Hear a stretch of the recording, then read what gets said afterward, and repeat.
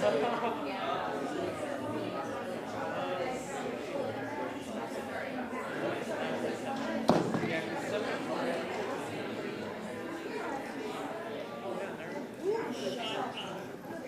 to UCR's Department of Theater, Film, and Digital Production.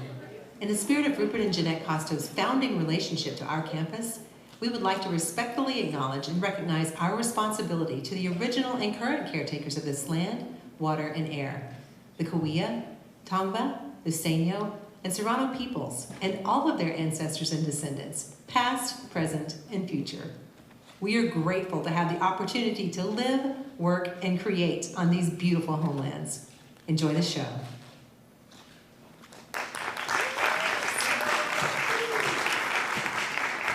So welcome everybody. Welcome to our second night of Playworks 2023. My name is Erith Jaffe-Berg. I'm a professor in the Department of Theater, Film, and Digital Production, and I'm also the artistic director of Playworks. And tonight, yes. And tonight we celebrate more creativity in our department by highlighting the work of MFA students in our program. And so we are going to see 8 new works, mostly 10-minute pieces written by students in the MFA program. And as you discovered last night, and as I emphasized, theater is a collaborative endeavor.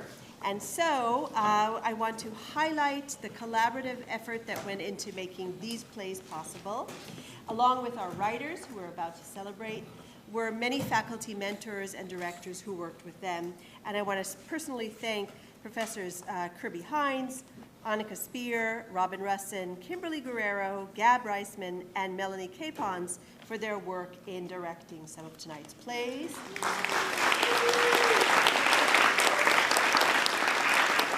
We have a very generous group of students, and I want to also highlight the work of other fellow students who helped to cultivate and direct tonight's performances. And so I want to thank Lily Hart and Allison Moon for their directorial work.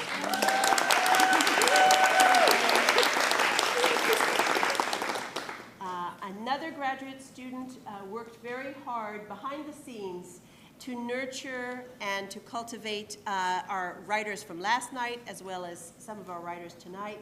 And so I want to thank Carly Thomas for her work as well.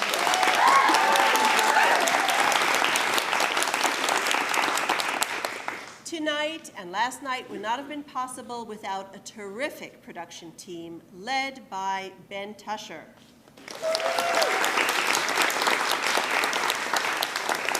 Along with Ben Tusher, I want to thank Johnny Macias, our stage manager, Marissa Vera, assistant stage managers, Diego Salcedo and Karina Jones.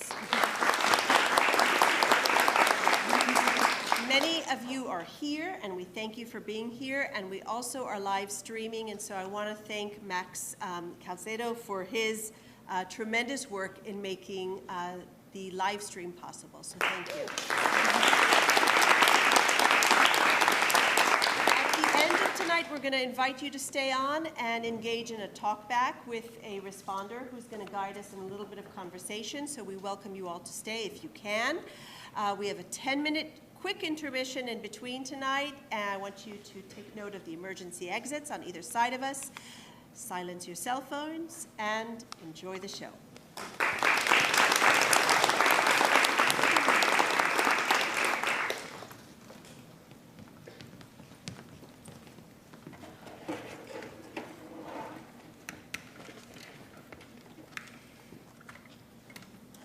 Why is the Kennedy Center for the Performing Arts sponsored by Raytheon Technologies and Boeing?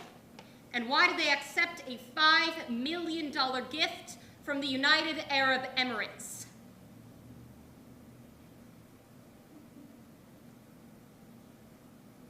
By Aaron Higuereta. Directed by Annika Spear. Good evening, everyone. And welcome to the first annual Kennedy Center for the Performing Arts and War Awards ceremony. I would like to especially thank everyone seated at this illustrious table in front of me, whom without their support, this event would not be possible. Please join me in welcoming and thanking Boeing and Raytheon Technologies. Their generous corporate contributions at the executive benefactors level of $250,000 or more annually has really impacted this organization, especially our executive leadership's net worth and influence, and allowed us to get even closer to achieving our mission and our vision. Specifically, Boeing as the exclusive underwriter of the Kennedy Center Honors Gala, and Raytheon Technologies as the Blue Series sponsor. I would also like for you to join me in welcoming the distinguished representative from the United Arab Emirates, who contributed $5 million to the capital campaign to support the reach and the largest humanitarian crisis on earth in Yemen, and their distinguished guest from the Center for the New American Security. Now, for the awards. In the weapons category for Best Actor, the nominees are Harpoon Block 2, an ideal weapon for both anti-ship and land strike missions with an impressive 500-pound blast fragmentation warhead that delivers lethal firepower against ships at sea, coastal defense sites, surface-to-air missile sites, and ships in crowded ports. Next nominee is SDB, small diameter bomb. SDB combines an effective, right-sized, penetrating, and blast fragmentation warhead and near-precision navigation to produce low collateral damage while achieving excellent effectiveness. 4 SDBs can replace a single 1,000 to 2,000 weapon, quadrupling the number of targets serviced for a single aircraft sortie. And our last nominee is the Joint Direct Attack Munition. JDAM has been in production since May of 1998, with significant sales in the international market, and integrated on nearly every U.S. Air Force, U.S. Navy, and U.S. Marine Corps combat aircraft, including the F-35, and it's achieved an unparalleled record of success. And the winner is SDB!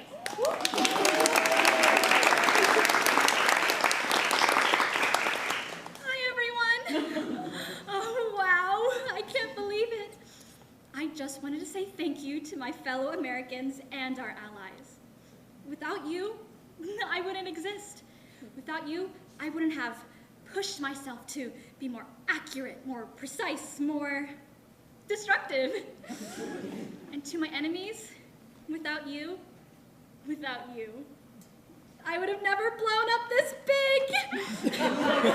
Thank you. I love you. Hi, Mom.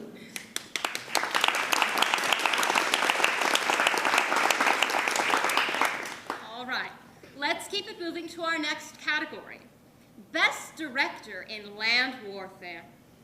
And the nominees are Javelin Missile, an anti-tank guided munition that can be carried and launched by a single person.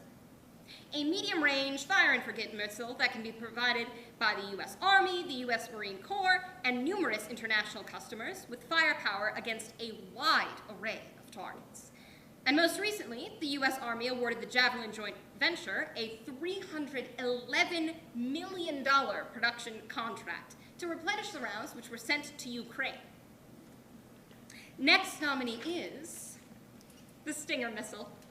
The Stinger missile is a lightweight, portable air defense system that can be rapidly deployed by ground troops. It has been deployed in 19 nations and 4 major conflicts, and has more than 270 fixed and rotary wing intercepts to its credit. And our last nominee is the Excalibur projectile. A true precision weapon. A 155mm GPS-guided artillery round that can engage any target at any range within 2 meters. One round around one target engagement and sniper-like capability provides significantly lower collateral. And the winner is the Excalibur projectile.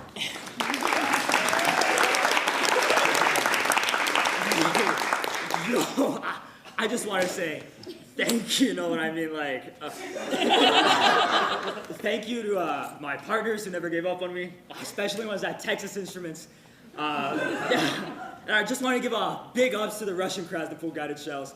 In the Cargill War of 1999, they're like a huge inspiration to me when I was to the trajectory correctable munition program, I wouldn't be here if it wasn't for you. And of course, to the Raytheon Corporation and all the homies at the Yuma Proving Ground in Arizona. And to all the Iraqis who supported me and gave me the space and time to show my accuracy and raw power. That's what's up. Thank you. Arthur, this one's for you.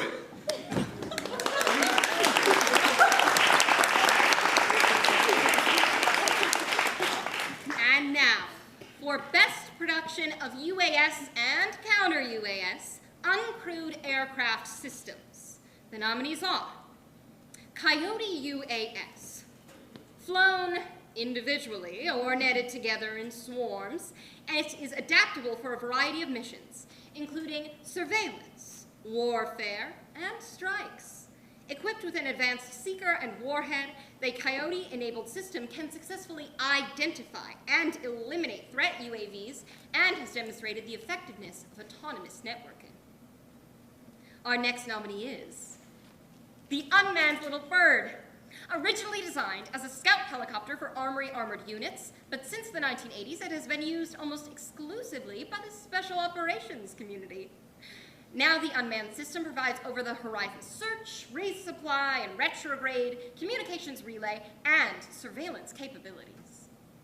Our last nominee is the Phantom Eye, a liquid hydrogen-fueled, high-altitude, and long-endurance unmanned aircraft system for persistent intelligence, surveillance, and reconnaissance and communications missions.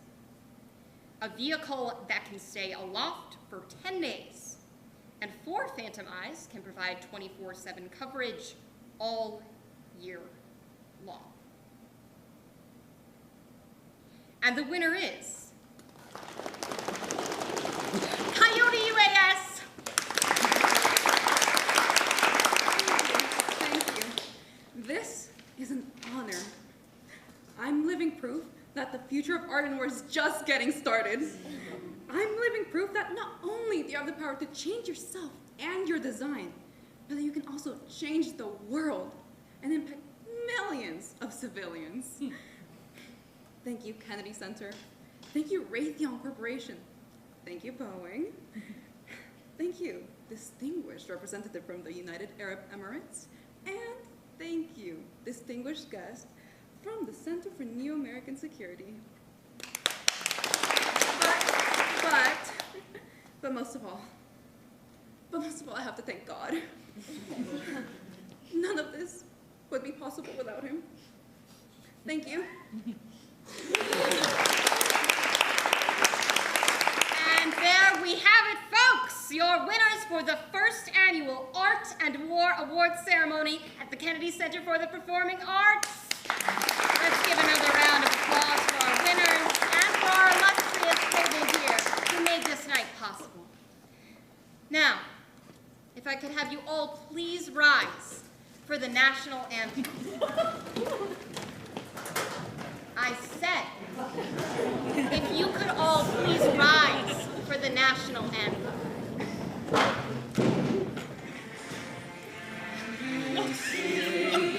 By the dawn's early light, what so proudly we hailed at the twilight's last gleaming, whose broad stripes and bright stars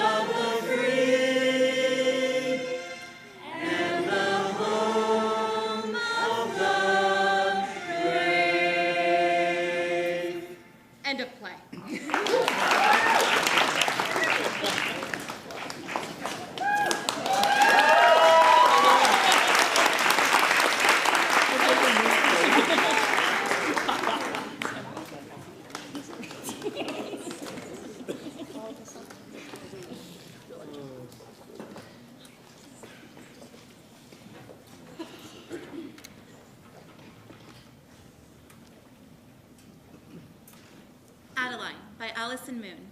Directed by Kimberly Guerrero. 2 adjacent backyards separated by a wooden privacy fence. The house on the left, it's weathered but homey. It has a motion sensor light over the door. The house on the right is a new gut job. Gentrification special. This backyard has a hot tub. Travis steps through the metal security door, triggering the motion sensor light. He lights a joint and sits down on the top step. After a moment, the light goes out. As he reaches for the door on the right opens and ADELINE steps onto the deck, wearing a spa robe and sandals. She drops her robe and relaxes inside the hot tub. After a few moments, Travis extinguishes the joint and moves to re-enter the house. As he reaches for the door, motion sensor light bursts on. Ah! I didn't see anything, I swear. Sorry, I didn't mean to scare you. Don't worry about it. I didn't realize. Sorry. This is your house. You have nothing to apologize for. Yeah, no, from this angle, I definitely can't see nothing. Okay. It's not, though. Not what? My house. I'm visiting my mom's, and a bunch of people in there. I just needed a break. Oh, right. Happy Thanksgiving. Yeah, you too. I'm just visiting for the weekend. Do you know Dan and Zahid? Just waves over the fence. You doing Thanksgiving with them? They're in China. A word. Yeah, Zahid has some academic conference. I'm their surrogate, which is why I'm housekeeping. They're not brothers? Dan and Zahid. Yeah. Zahid is from Yemen. Dan is from Buffalo. They're married. Oh, I didn't even know all that. No. But your moms. What about it? Your parents are lesbians. What? You said you're visiting your moms. Oh, yeah, no. It's like a slang. Sure, yeah. Lesbian parents, shit. Having a tough family moment or something? Sorry, that's nosy. Mothers are She's difficult. actually my mother-in-law, but I call her mom. Oh, that's unique. It is? Maybe not. Not my thing, but cool. I was always jealous of the kids who had like those open door policies in their house, friends and family coming and going all the time. Or I don't know, maybe it sucks. No, it's pretty good. Always someone to look after you, do you a favor, or just like tell you how to live your life. Yeesh. It's family. How long you been married? I'm not. But you have a Oh, we were never married. We just called each other wifey and hubby. You know, young, dumb, cute shit. She lives in Houston now. Got a new one. Oh, sorry. It's all good. We were high school sweethearts. That never works out. I mean, a few of my friends are still with theirs. Good for them then. What are you doing for Thanksgiving? I don't celebrate it. You one of those, what do they call it? Jehovah's Witness? I dated a native guy in college. He took me to Alcatraz for Thanksgiving, or what they call the day of mourning. Can't really stomach the holiday now. My mom makes the best mac and cheese ever. I'm never letting that go. Plus, I get my kid every other year. You have a kid? Marshall turned 11 last month. You want to see a picture? Right, later. You must have been really young. Like I said, young and dumb. Is that hard? Seeing another man raise my son isn't great, but I mean, he's a good guy. It's better for him down there. You know, more room. They come up more summers because them Texas summers, whew. Yeah, the Bay Area is superior in terms of climate. I mean, for now. Yeah. I'm Travis, by the way. ADELINE. Like the street. What? A big street, right over there. Oh. You didn't know that? I'm not from around here. It's like 2 blocks away. I took an Uber. Where are you from? Or not. Cool. Whatever. Boise. Cool. You been? No. You're not missing anything. So, why are you in town with these man's babies without them here? I have some doctor's appointments. And they don't want to be here? It's early yet. 8 weeks. Doc's gonna see you over the holiday. I guess so. Not to get in your business, but you probably shouldn't be in that hot tub.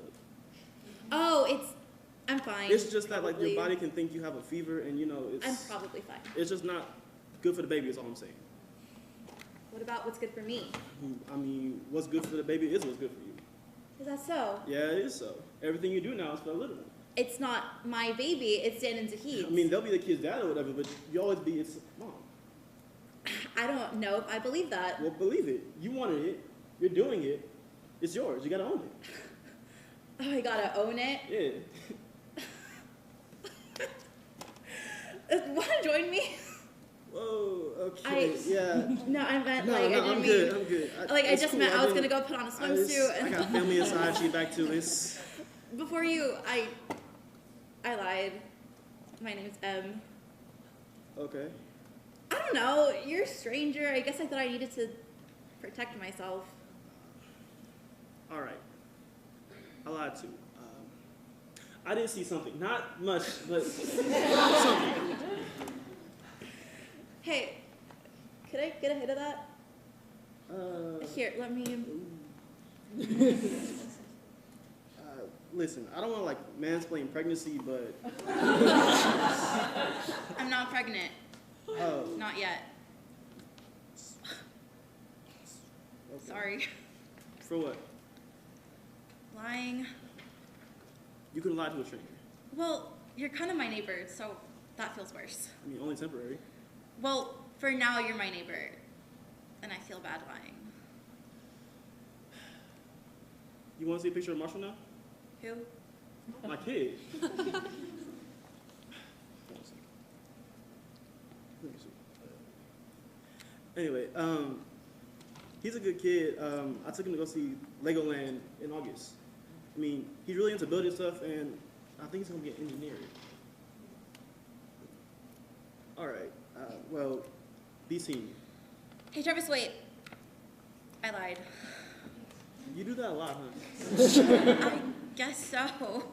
You don't have to come clean with me about everything. I'm never gonna see you again, or, well, I guess if you're coming around more, I will, but Would you like that? what? To see me around more? I mean, you seem cool. You sure about that? You not sure about that? I'm here for an abortion.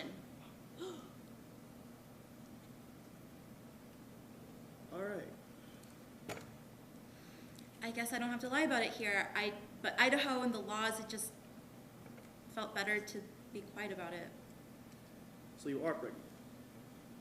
Yeah, How far? 8 weeks. That was true. Sorry if you think I'm trash. I don't. Damn. You're not trash. I just feel bad. Is all. You know. It's For me? and the baby and the Don't. daddy. It's just. I mean, I do, but all right. Don't. Can I feel bad for you then? Like. No. All right.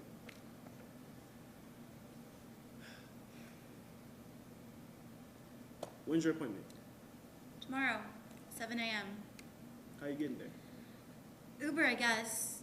Or maybe I could do one of those e-scooters I've been seeing all over. They look fun. Might be hard to ride back after though. Right. Yeah. I could drive you. What? I got a car. It's not luxury or anything, but I could drive you. Really? I'm another rider. Okay. Travis? Thank you. No worries. I got you, mommy. End of play.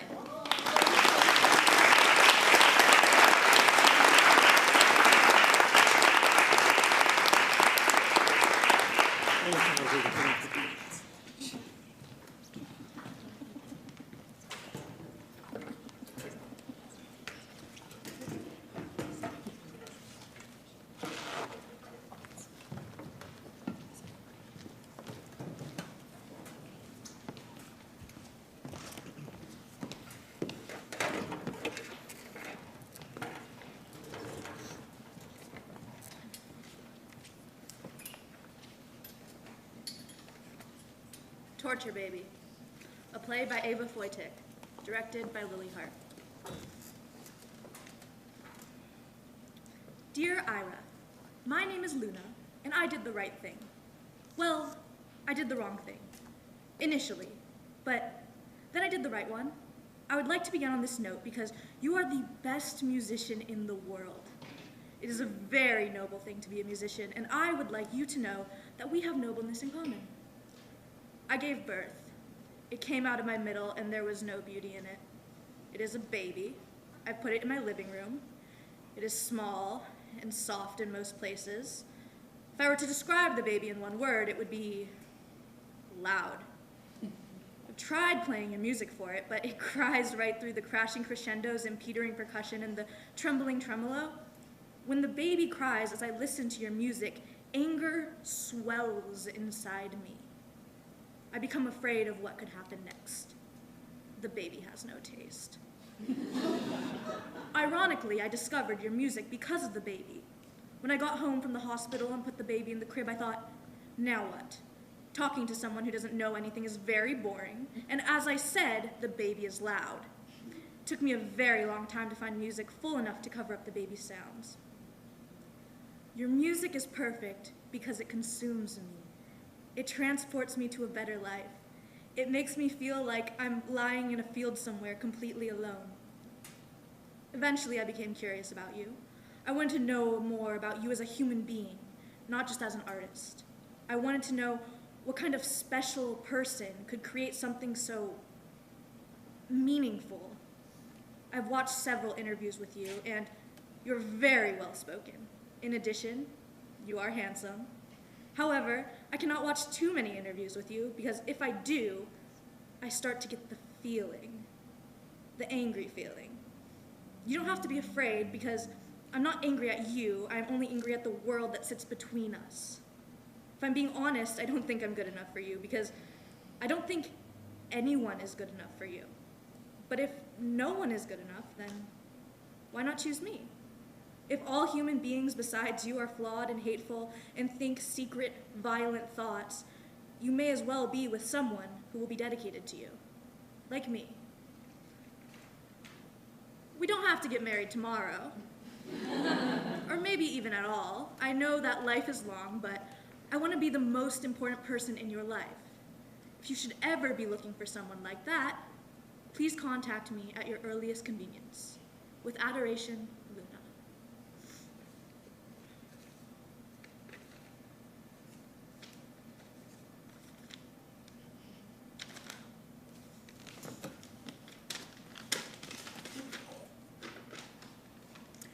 Thank you for taking the time to write to Ira Moss. As fans like you know, I'm not a fan. Ira is a very busy man. Between recording his third album and completing his current European tour, Ira doesn't have the time to respond to each and every message personally.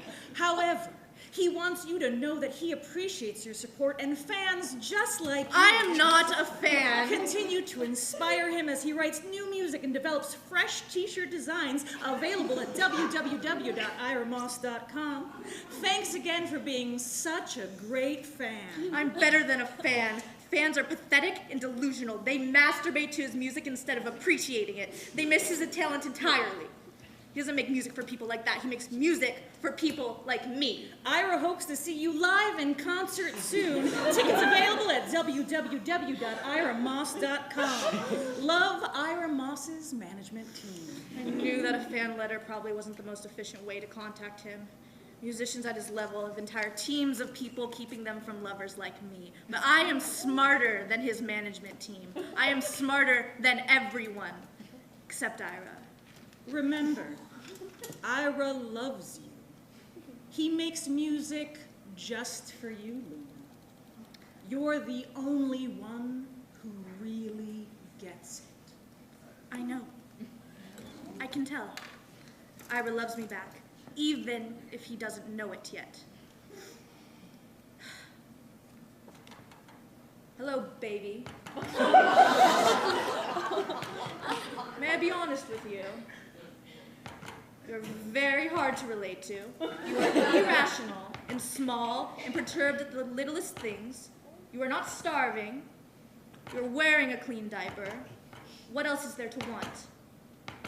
I've heard of mothers speaking to their babies to soothe them, but I don't have anything to say to you. We hardly have anything in common. What is there to talk about? You know that letter that you saw me writing earlier? I got a response from Ira's management team. Didn't say anything I didn't already know. Mostly it was just trying to manipulate me into spending more money on his merchandise, but I am too smart for them. I could tell Ira had no hand in the message. I could tell it was written by a woman. She wrote like a bitch. Really? I knew you didn't care for his music, but you seem to like hearing me talk about Ira. Maybe that's something we can have in common. Something for us to talk about. Would you like to hear an interview with Ira? I promise you'll enjoy it. Ira is like his music, but personified, a perfectly inhuman being. I like this one because the interviewer is ugly. I know my Ira is not thinking about fucking her. Thank you so much for being with us today, Ira. Of course. I'm thrilled to be here. I'm sure it was especially tough to fill this interview in during the middle of your European tour. I've heard you've sold out nearly every show. What is it about your music that you think is compelling to people? I think my love for my craft is evident in everything I make. I believe that my values and my personality are infused into all of my music. So when the fans, who I really love, by the way, gravitate to a particular work, they're being drawn to the most honest parts of myself. They're indulging in the most raw truth about who we all are as human beings. This may surprise you, but I'm actually not thinking about fucking Ira. I just don't think he should be fucking anyone else. There's music to be made. Watch this next part closely. Look at his eyes, and his jaw, and his hands. That's beautiful. Tell me about how you got into music in the first place. I'm really lucky that I was raised around it my whole life. My mother was a painter, and my father was an elementary school music teacher. Growing up, I used to play with my father's instruments. It was all in good fun until my mother realized I actually had a lot of talent. We have something here, something special. You are something special. My love for you goes beyond anything. And then I sort of kept it up. Music has always been a major part of my identity. I played in bands in high school, college. Then I began my solo career and was lucky that Poison Ivy sort of blew up. What is it about Poison Ivy that you think made it so successful? I think it hit on something really primal for my listeners. A lot of artists can write about being in love, but sometimes they don't take the risks necessary to really explore possessiveness, toxicity. I think that people connected with me, and so they connected with my work. If you love someone enough, the idea of having sex with them is horrific. It makes me feel so ashamed to admit it, but I thought of him once, in a dream. Ira, naked. It was shocking. He had the eyes of a lion and the hips of Christ. When he removed his underwear, there was nothing there. And I felt so relieved. Well, the world is very lucky that you've kept making music. Do you mind if we get personal for a few questions? No, not at all. A lot of your songs are about love and about romance, suffering, seduction. So, who are your songs about? Me, tell them, Ira. There are a lot of inspirations that contribute to my songs. Some are ideas, some are moments from history, some are developed like fictional characters. But the album I'm working on right now is definitely the most biographical so far. I'm so excited to share it with all my fans. I'm sure they're looking forward to pre-ordering it at www.iramoss.com. In the meantime, can you tell us a little bit more about your love life? Creepy, ugly interviewer. Honestly, it's not great. I think I'm still waiting for the perfect partner. Here I am. If I had a perfect love life, I wouldn't have anything to write songs about. I don't believe the whole sad, starving artist narrative, but my mistakes and my vulnerabilities seem to be what make people relate to my music. In love, though, I've found that those qualities are exactly what gets me hurt. I've been through a lot, so I look forward to meeting someone special someday, even if it's not now. I would never hurt my Ira. What would you say you're looking for in a partner? Nosy question. Probably someone I could share my passion with. Check. My art is incredibly important to me, so I would need someone who could support my hectic career and my constant traveling. Check, easy. And I want someone who is comfortable sharing the most vulnerable parts of themselves. That's where the real love begins. I like that moment the most. I like to listen to it again and again. I want someone who is comfortable sharing the most vulnerable parts of themselves. The softest and most vulnerable parts. Quiet, baby. Ira's talking. I want you to be comfortable sharing the most vulnerable parts of yourself. The parts that are loud and grotesque. Something taken from your middle. Something with no beauty in it. I want that piece of you, Luna. I want the most soft and vulnerable parts. That's how I know your love is real. You don't have to worry, baby. Ira will love me, whether he wants to or not. End of play.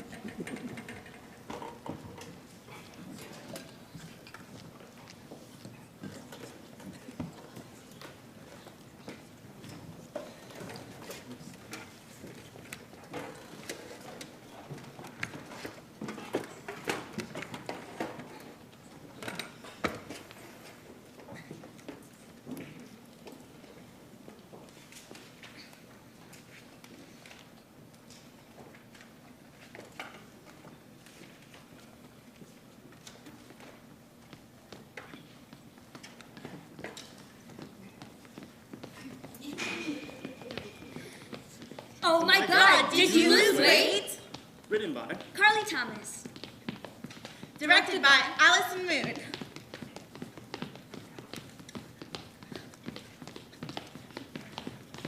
Oh my God, hi. Hi, how are you? I'm great, and you? I'm great. Oh my God, did you lose weight? I sure did. What's your secret? Easy. I constantly enroll in the latest and greatest Oprah-approved weight loss programs and worship at Gwyneth Paltrow's group-tastic altar. Well, you look incredible. Keep it up.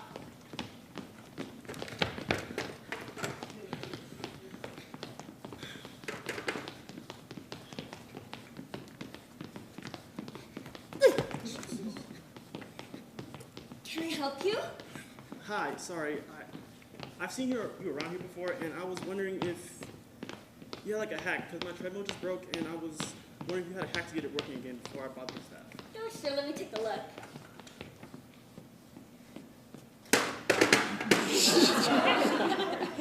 So you see me around before, huh? Yeah, but something is different. Oh my God, did you lose weight? Fuck yeah, I did! What's your secret? They say calorie in, calorie out. Simple. I just became obsessive about mastering my calorie in, calorie out. And my BMI, and my steps, my reps, and the perception of my biceps. Well, you look incredible. Keep it up. Thank you! That treadmill is totally jacked, by the way.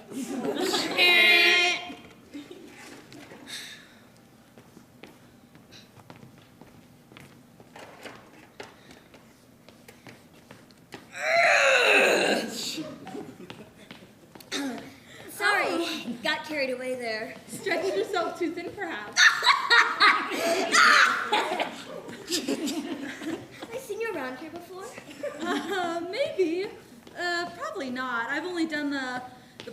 gym thing once or twice at this point. I feel like I've seen you around before. Oh my god. Did you lose weight? No. Not in a while. Oh. Yeah, I work crazy long hours, so I'm mostly focused on working. Oh, hey, you're here, right? Don't give up on yourself just yet. Come on, come on, come on. Let's get physical. Dua can do whatever she wants to me. Same. Also, hi. Oh my god, did you lose weight? No, I wish. But I'm on this antidepressant that totally sucks ass and is fucking with my hips. Aw. Hey, you're here, right? Don't give up on yourself just yet. Oh, hi! Hi. How's it going? Oh my god, did you lose weight? No. This has been roughly my weight pretty much my whole life. Aw, don't give up on yourself just yet. What? The link between weight and health is not nearly as... Hi guys! Hi. Oh my god, did you all lose weight? Yes! What's your secret? I'm a keto. I went paleo. I would master keto, ultra paleo, skinny cabbage deluxe. It's a lifestyle that comes with a few sneaky white supremacist notions. Mine too! The results are killer. Well, you all look incredible. Keep it up. Oh my god, did you lose weight?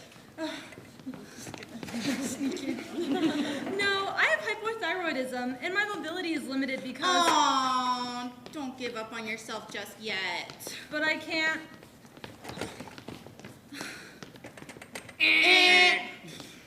Excuse me, we've seen you around before. Oh my god, did you lose weight? Yes. What's your secret? I relentlessly think about food. All the time. I think about how diverse and decadent and luscious food has the potential to be. And then I think about how that very same food with flavors able to invoke feelings of adventure or comfort or even just pure ecstasy also invoke a foreboding reminder of its horrific consequences. And anytime I let myself down and indulge too heartily, I make sure to indulge a pain far greater than that culinary pleasure. I think about how depriving myself of this thing that occupies my every waking thought will never taste as good as conquering my self-loathing feels. I obsess over decadence so that I may arrive at self-discipline.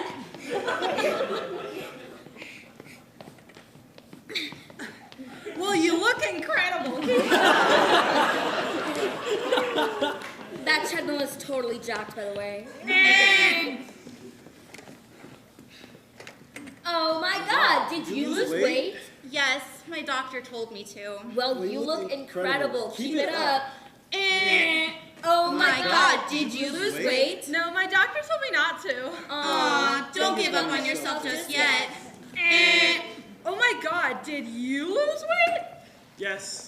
My doctor, my mom, several airline pilots, my husband, my boss, my friends, and most strangers who pass me on the street told me to. Well, you look incredible. Keep it up. Oh my god, did you lose weight? No, I can't afford to enjoy the self-love industrial complex. Well, you look incredible. Oh, don't give away yourself just yet. Did you lose weight? Yes. I've been struggling with a severe eating disorder for well over a decade. Oh, you look incredible! Keep it up! Oh my gosh, did you lose weight? No.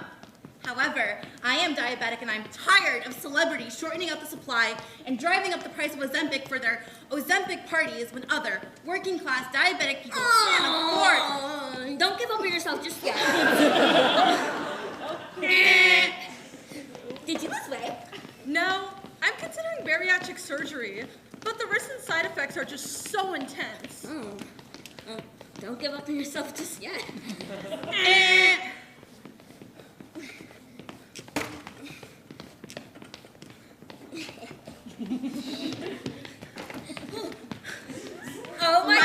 did you lose weight? Yes, you look incredible. Keep it up. And, oh my God, did you lose weight? No. Aw, don't give up on yourself just yet. And, end of play.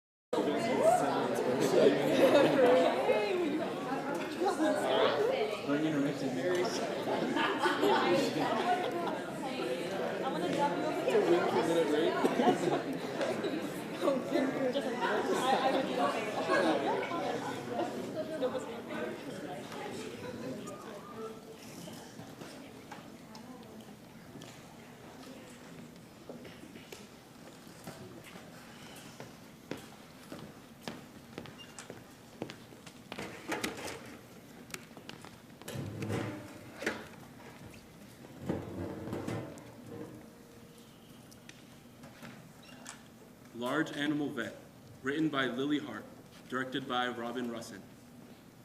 Passenger and driver lean against a large pickup truck. They both hold enormous styrofoam soda cups. I can't believe it. I could have been seriously hurt. Like, one thing goes differently. If, like, my instincts hadn't have kicked in, I could have died tonight. Hello? Doesn't that make you think? Trust me, I'm thinking about it. I'm basically being held hostage. See, I got to work around 6 a.m. So I woke up in this parking lot. It was a pretty normal morning. A bunch of cows were pregnant. I had gotten really tired on the drive home and pulled over to sleep.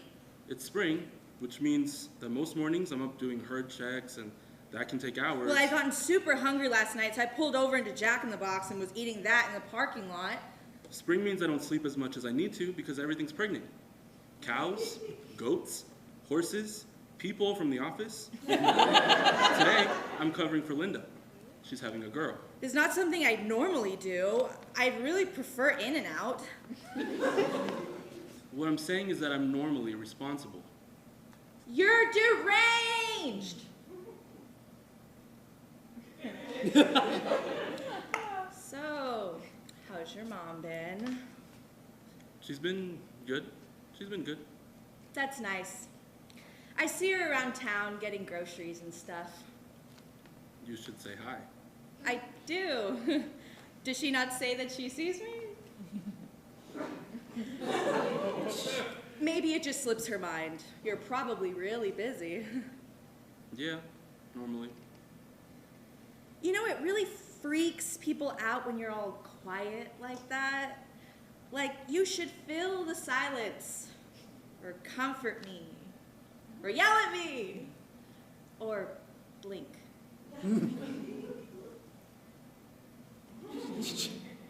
Yeah.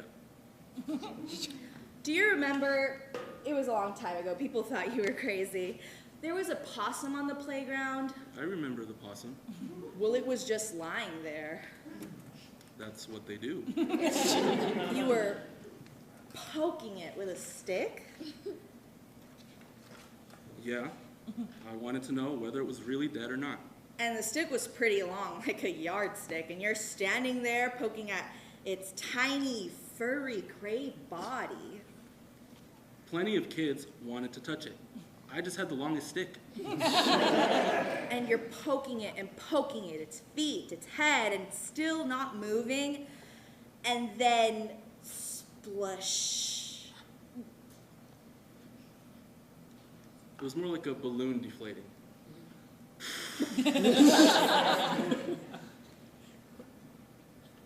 Turns out possums aren't always plain dead. That smell. You've been desensitized, absolutely brainwashed, like the first time someone sees a dead animal, traumatizing. Get that kid in therapy. Someone in the neighborhood ran over Mrs. Miller's cat and brought it to our house instead.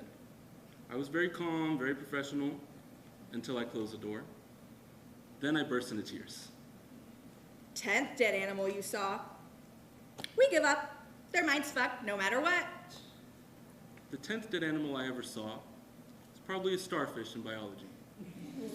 You know, the human impulse when they see something dead is to cover it. Death is so unnatural to our lives, so antithetical to our being. It feels like a paradox. It cannot be beside us. What am I saying? The 10th dead animal I ever saw was my 10th chicken nugget. Duh.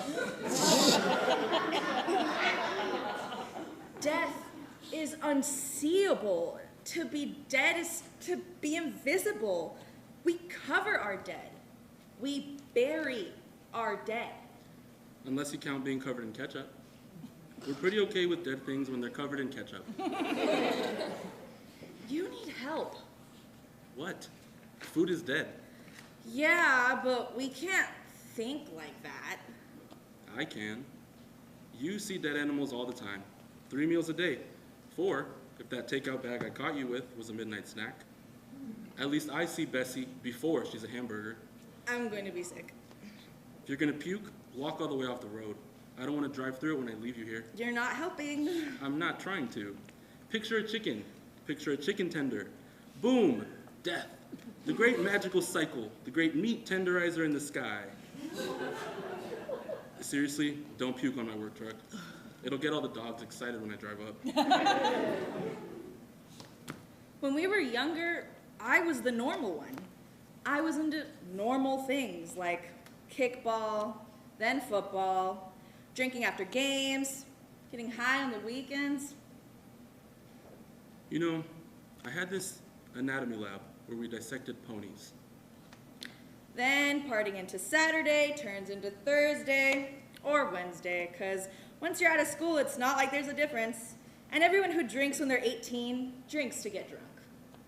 The girls were really excited. And this was vet school, so most of the people there were girls. Because hey, a pony's a pony. I was normal. Even in their 20s, girls like ponies. Even in your 20s, you don't drink alcohol for the taste. Why do you always call it that? Call what? Your work truck? That's what it is. No one else ever drives it. I never see you drive anything else. So why are you always being such a snob? If no one else has the keys for it, that means it's your truck. Fine. Why'd you break into my truck? You left it open, so technically, I didn't break into anything. I just entered. Why'd you break into my truck? You know, the hatch was down, it was unlocked. You didn't even give any notice when you started to drive away. You really ought to be way more responsible. I mean, you've got a lot of seriously dangerous stuff in there, like kids could get into it. Did you see any kids when you broke into my truck? No, but thank God you had your gun. Everything took like a second and suddenly the truck was speeding away. I had no idea what was happening. And nothing was where it was supposed to be? Yeah. It would be tough to find what you're looking for back there. We've been having shortages, in case you were wondering why the lidocaine wasn't with the L's, for example. Are vets also dentists? Because that's out of school to still not be a real doctor. Human doctor. Our practice sometimes goes without, in order to make sure your doctors have enough. Gloves, gowns, needles. Supply problems are the same for hospitals and veterinarian practices. You know, people hate when you call it practice. People hate human doctors. No one hates a vet. Vets do kill a lot of people's dogs. Tell me, did you find the supply labeled under the F? Fuck. What am I supposed to do with you? Can't leave you here. Can't let you back in the truck. I can't even tell the cops you took something.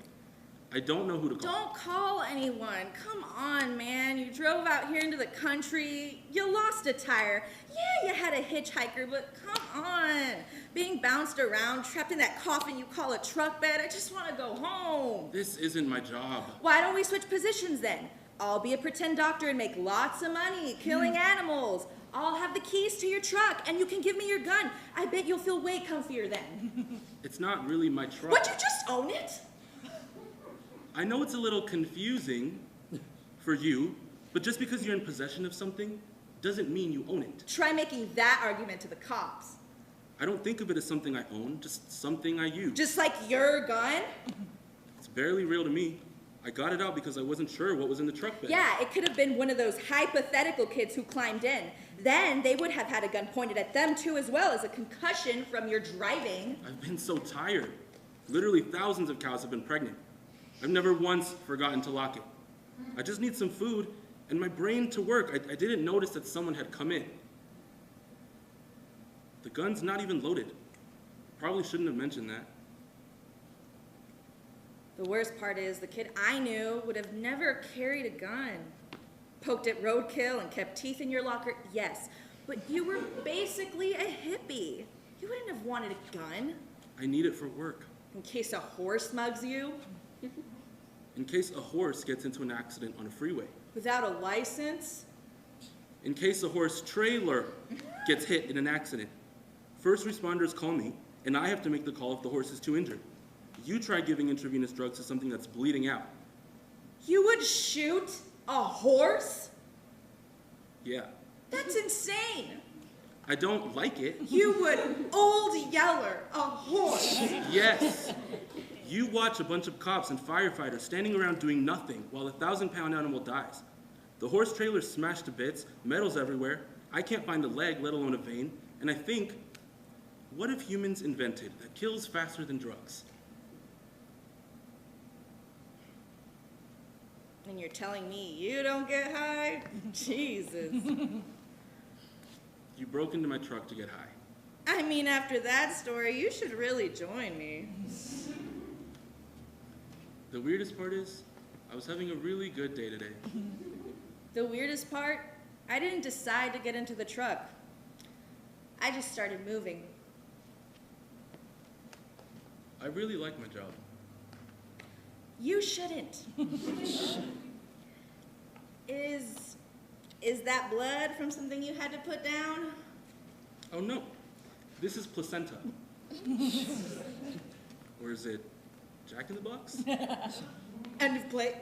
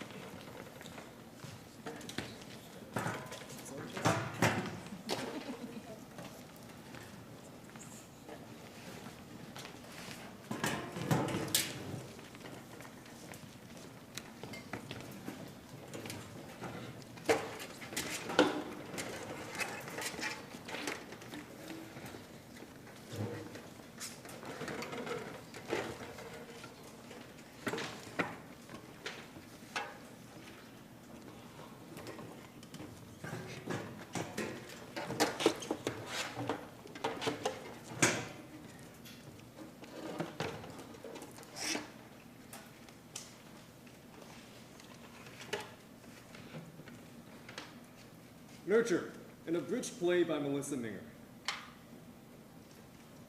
Characters. Lydia, late 20s, late 40s. Heather Miller, early 30s. Isabel, Lydia's mother, 50s. All my lines are in Spanish. Jackson Miller, Heather's son, age 6, age 26. Jonathan, Lydia's son, age 4 and 24. Judge, double cast with Heather. Lawyer, Jonathan's lawyer, court appointed. Senior partner, the lawyer overseeing Jackson, also Jackson's dad, career-focused businessman. Jonathan's dad, absentee father, double cast with Jonathan's lawyer. Time, 2022, and the years between 2002 and 2010, alternating. Place, Los Angeles, California. The year is 2002, open to the front of Heather's house in South Pasadena. Heather is leading Lydia out. Well, everything seems great. We're very excited to have you join our family.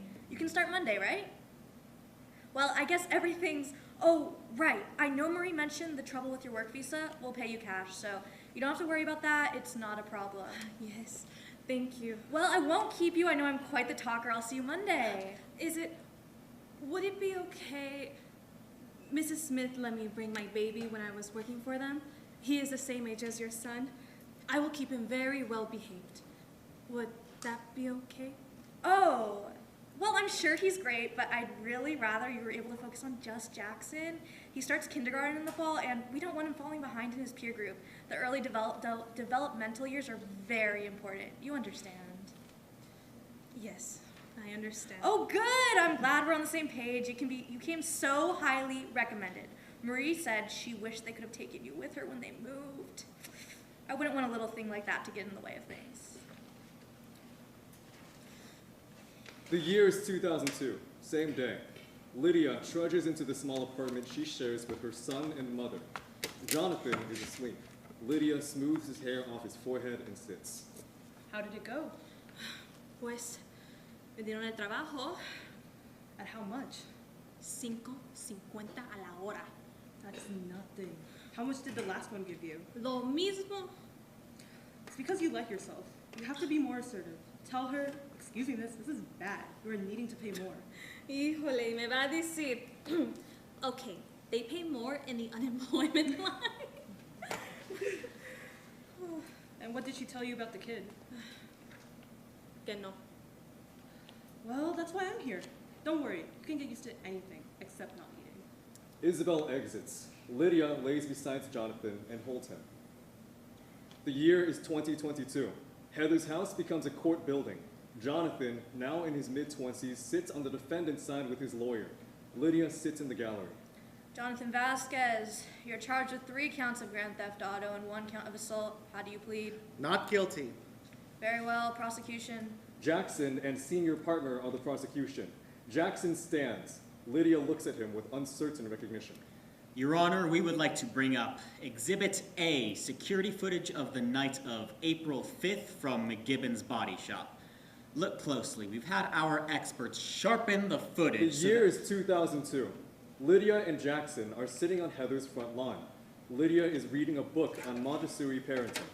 There is a worksheet on butterflies and a handful of crayons in front of Jackson.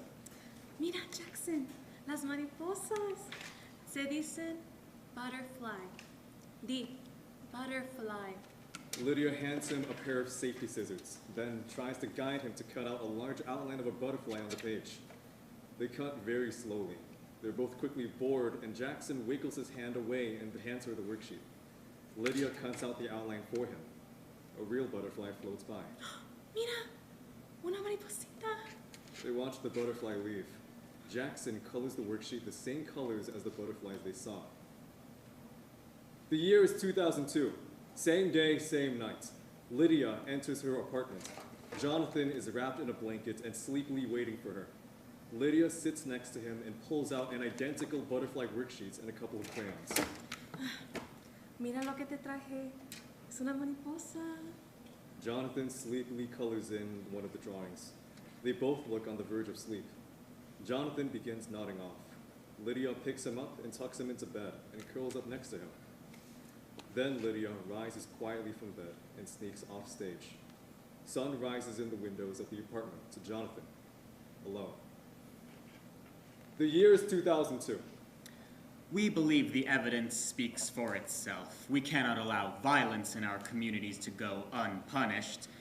We ask you to reflect on what you've seen here today. Thank you, Your Honor. Judge calls recess. Lydia cautiously approaches Jackson. Jackson? Jackson looks up, confused. Hello. You're the mother, right? Look, ma'am, if you have anything to say on your son's behalf, I'm sure his lawyer would be glad to hear it. Otherwise, Oh, it's me, Lydia. Don't you remember? I was your nanny. I took care of you. Lydia, I'm sorry, I don't... Yes, when you were little. Remember? I was there every weekday. Look. Lydia pulls out a school photo of a very young Jackson from her wallet. He takes the picture, studies it, and has a moment of recognition. Oh, yes, the nanny. Miss Lydia, I didn't recognize you. It's been so long. But look at me now, all grown up.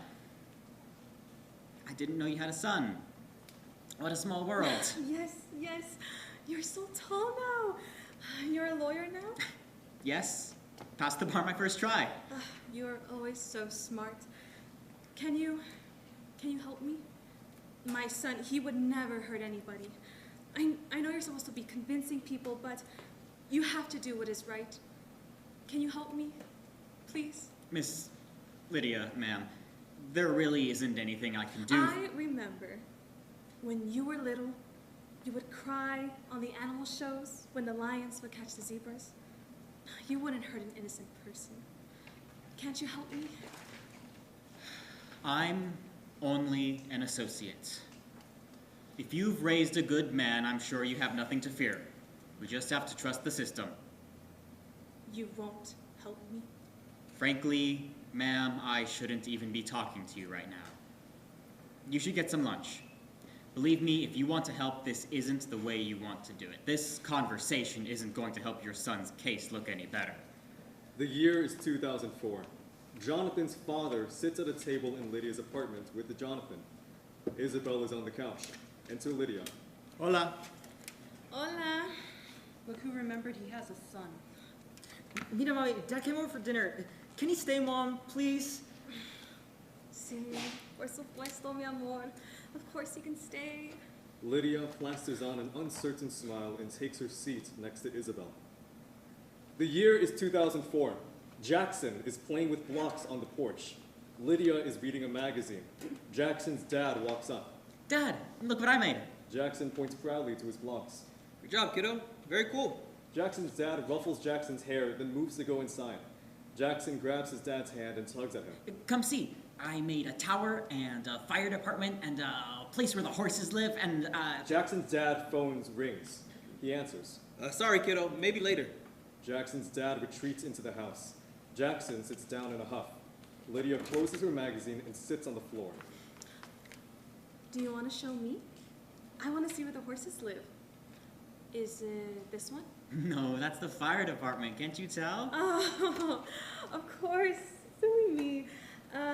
Is this where the horses live, right? Yeah. Do they have names? Can you tell me the horses' names? Okay. This one is named Buzz, and this one is named Kenny, and this one is named Monster Truck. The year is 2022. Courtroom. Jonathan, lawyer, Jackson, and senior partner all stand. Lydia is in the gallery. You may sit. The jury has reached its verdict. I will now read the verdict as it will appear in the permanent record. Los Angeles Court in the state of California. The people against Jonathan Vasquez, defendant. Verdict. Count 1, assault. Penal Code 240C. We, the jury. A ringing sound that only Lydia can hear begins growing gradually louder. The sound overwhelms her. Everyone in the courtroom turns to look at her. The judge bangs her gavel, startling Lydia and ending the noise. How do you plead, Lydia? Okay. Guilty. She's guilty. You could see it on her face. It stains everything she touches. How do you plead? Me? I don't know what you're... We don't have all day. The court is waiting. No, me, but I Haven't you thrown your son under the bus enough for one lifetime? Take some accountability. This is about you. Isn't that what we've been talking about all this time? What a shame. Neglectful. Even now. Senior partner wheels out a corkboard with the butterfly worksheets and Jonathan and Jackson's elementary school pictures. Your Honor, it's obvious she didn't do enough. Look at her. She kept a little watch over my boy here, but he doesn't even remember her. And neither does he. Ask either of them for a single happy memory for their childhoods with her in it. No, you won't find one. It's not fair. They were so little, but they remember. Tell them what you remember. Your Honor, the defendant is coaching witnesses that aren't even on the stand. Lydia, keep it together, please. No, but you asked about them. How can I tell you? Don't let me speak to them. Senior partner tacks on the school board of school pictures of other children onto the corkboard and speaks to Jonathan. And this is just where it started, wasn't it, son? After she left Jackson, or was asked to leave, to put it more bluntly, she went on and on, child after child. Tell the court, Jonathan. How long did you wait before you realized you'd always be secondary in the eyes of your mother? That is not true.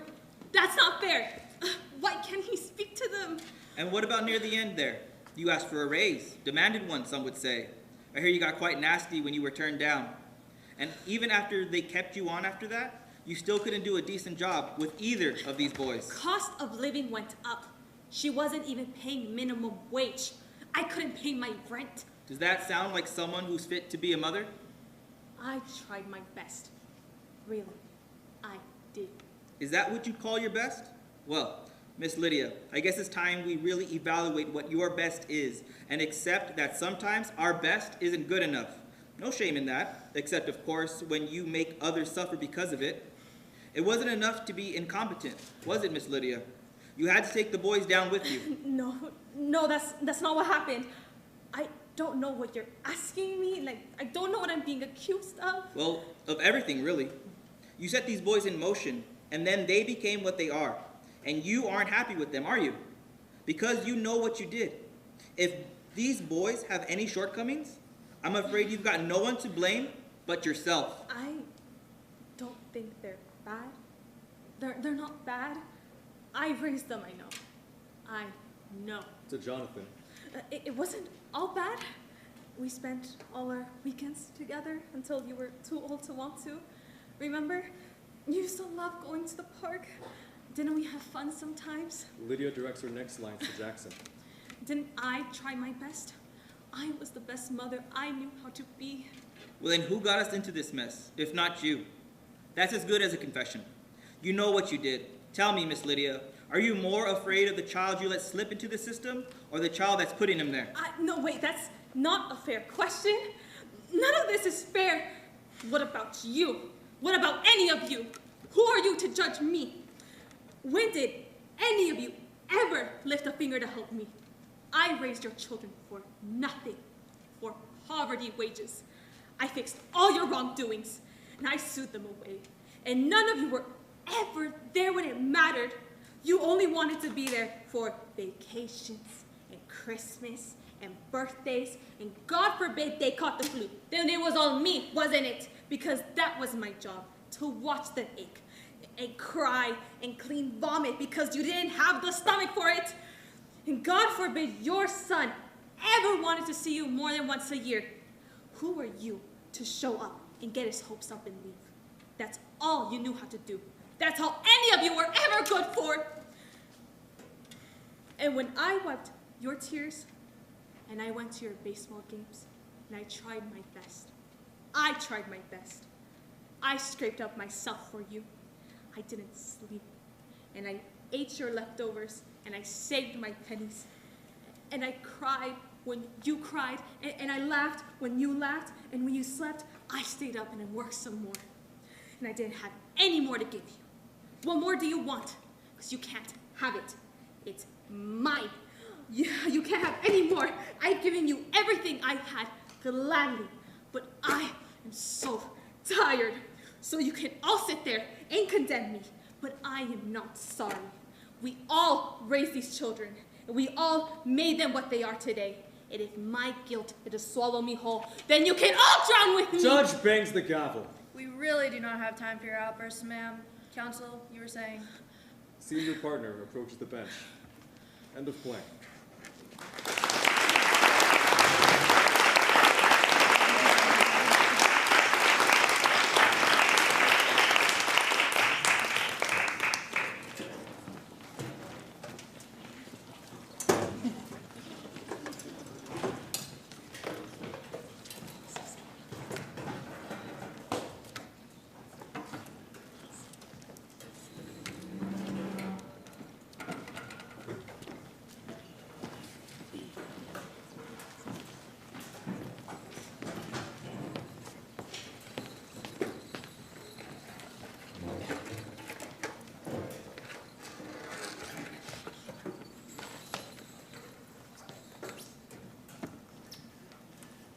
Saint Bernardo, written by Ruth v. Madrid.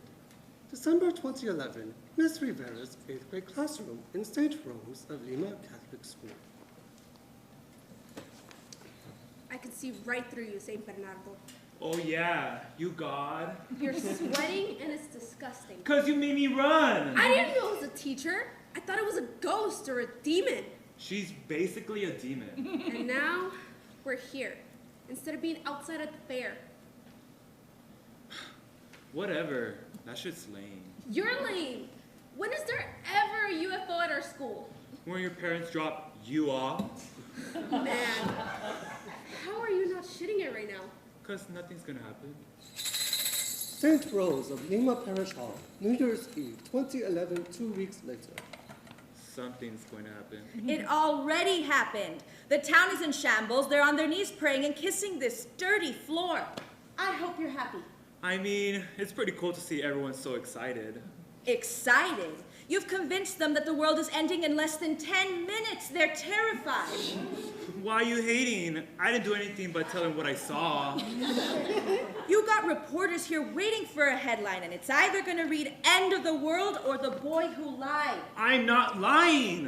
On the clock hits 12, You'll see. Oh, is it gonna be a fireball? A tsunami? Oh, wait, a big earthquake. Stop me when I got it right. I don't gotta explain to you.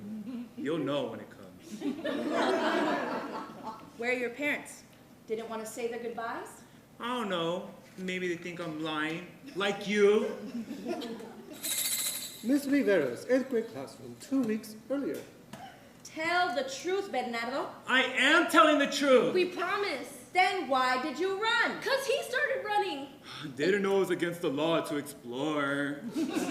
Explore? You tore the whole place apart. Whose idea was this? We didn't do anything. What you've done in that parish hall isn't just against school rules, but the rules of him. Up there. Wait, you mean God? Are we going to hell? I don't know, Sandra. Maybe. She don't even believe in God. She don't even do the sign cross either. That's not true. It is. You don't talk the prayer out loud either. Enough. Father Soto is on his way. Oh no, not Father Soto. The state of the parish is shocking. Weeks of cafeteria food up to here, pentagrams, portraits and statues desecrated. Ay, Dios mío. I'm sorry that this happened. Bernardo and Sandra are in there waiting for us. I think we should focus on figuring out why they did this. The children couldn't have done this. They were there at the scene of the crime. I caught them and they ran like little roaches. There were some cryptic messages far beyond what young children could ever think to do. Look here, I took some photos. Oh, Verizon, always trouble. What am I looking at? Oh. It says the end is near. And look at the statue, it was set on fire. That has Bernardo written all over it. The news says that the Mayan calendar ends when 2012 begins. That is precisely when the solar system will align with Pluto or something. The lady on the TV said it better. I'll record it for you. I thought priests didn't believe in this stuff. I've been praying for guidance. And the more I pray, the more all of the so-called coincidences, like the bombs and the earthquakes, are starting to make sense. Those things happen all the time. The news is just spicing it up for gullible men.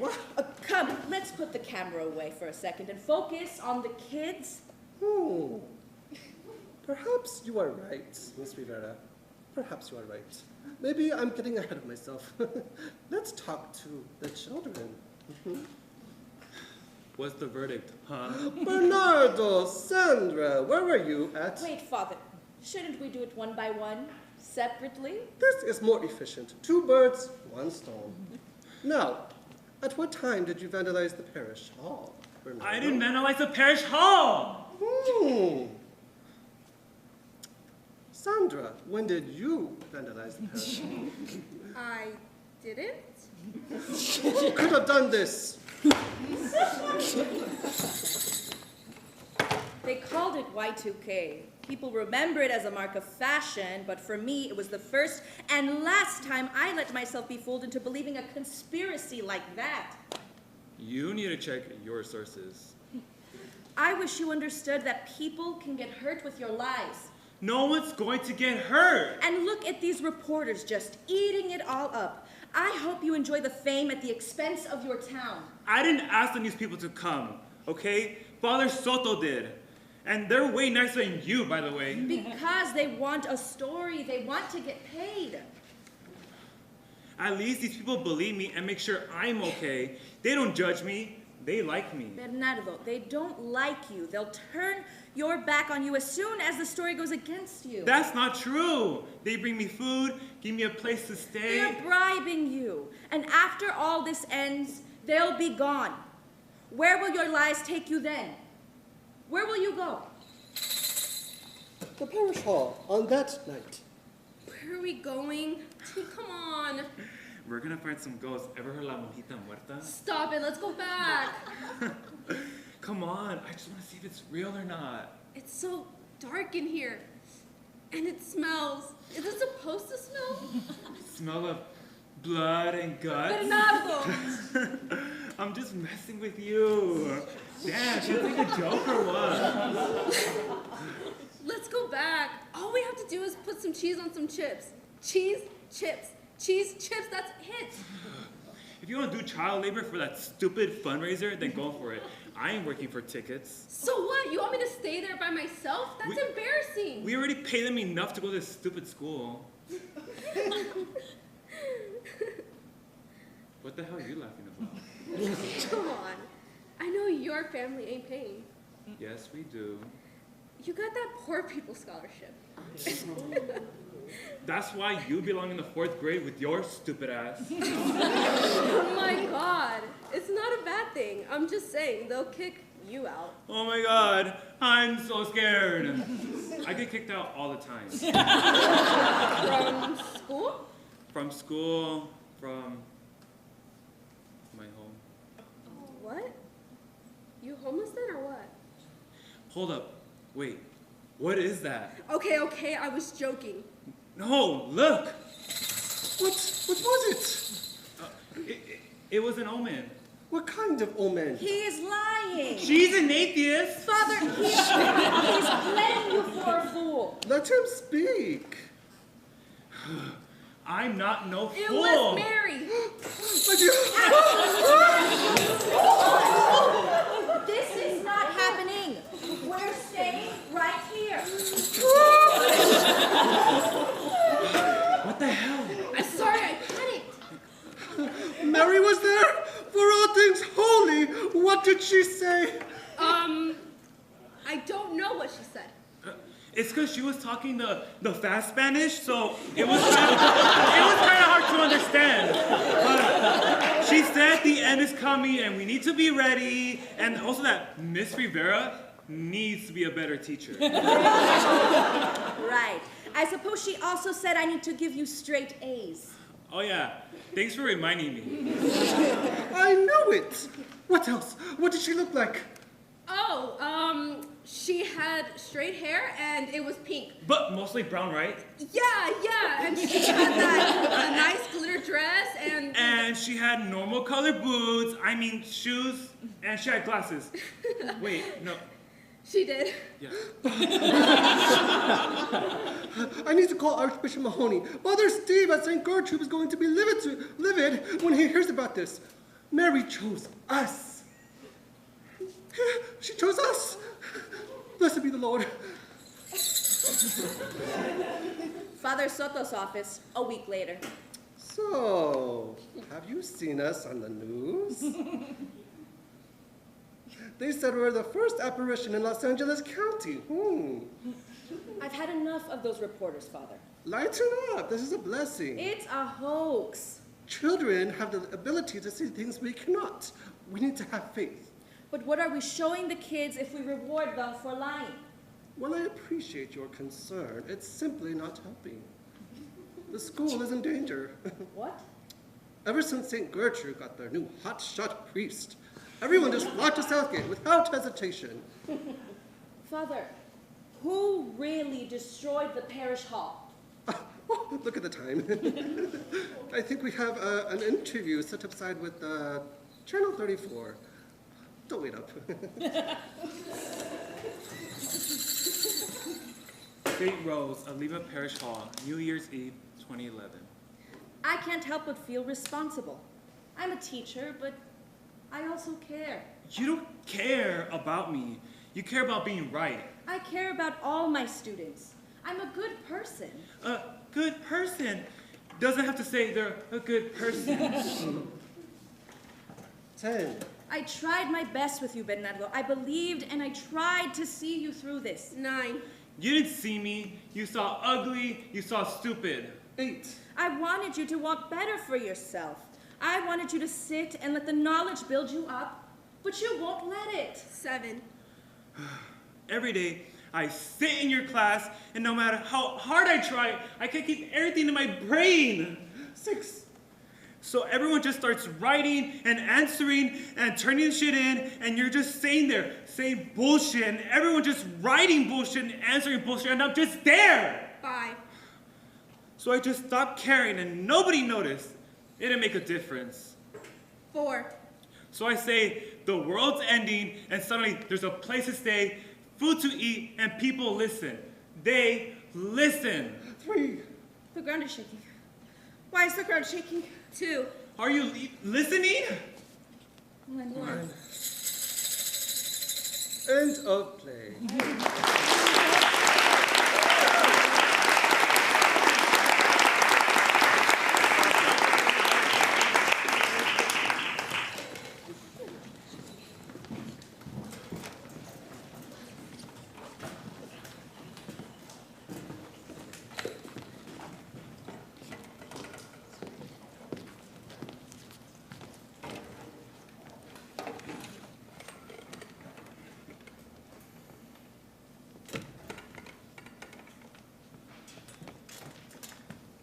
CORPUS, a play by Brittany Turner, directed by Melanie Queponds.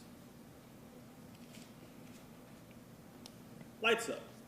A few stylish-looking chairs and a desk adorn a blinding white stage, like a futuristic open workspace contract.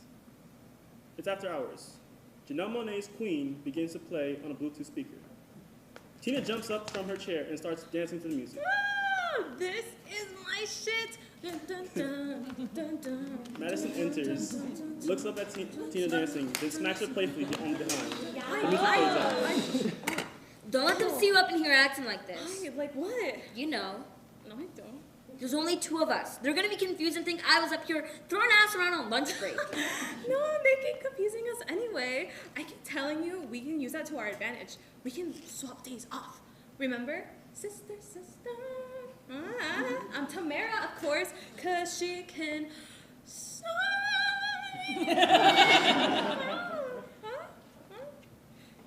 You don't know that show? Jackie Harry was in it from 227. Never heard of it. It's old as shit. My friend showed it to me a couple years back. It's about these black girls, identical twins, Tia and Tamara, separated at birth. Found old clips of it on YouTube. It's a fucking riot. I'll send it to you. Right. 227. Sister, sister. Got it. Anyways, quick plan. A bitch is trying to get promoted. You interviewed for the position yet? Yeah. Liz says they still gotta interview external applicants to cover their asses legally, but that I'm, quote, our strongest internal hire. Bullshit. You've been here a year less than I have. Another brother just got shot downtown like 2.5 weeks ago. Ricky says they must be feeling really guilty about not letting us take off Juneteenth last year. No, girl, you got the date wrong. That's why they didn't give you that day off. Right. Because it's Juneteenth. Of course. I'm just saying that shit felt racist. Oh, I ain't saying they're not. All I'm saying is that I gotta stay on my P's and Q's, as if the ancestors were watching my every move. Like, I'm black girl magic on steroids. Like, supercalifragilisticexpialidocious set to a trap beat. Wicka, wicka,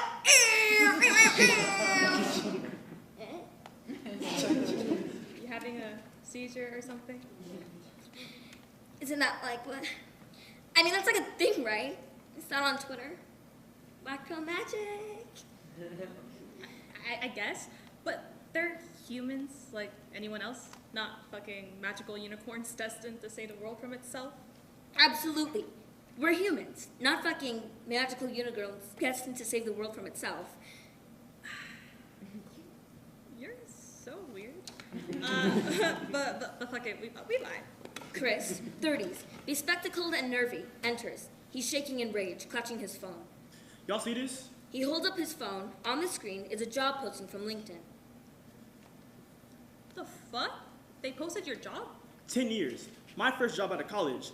I even designed the logo they gave, and they never gave me credit for that either. You sure it's your job? They're not hiring for another position? It's my job, T. They posted my whole resume on here. See, it's brazen, like they didn't even care if I saw it or not.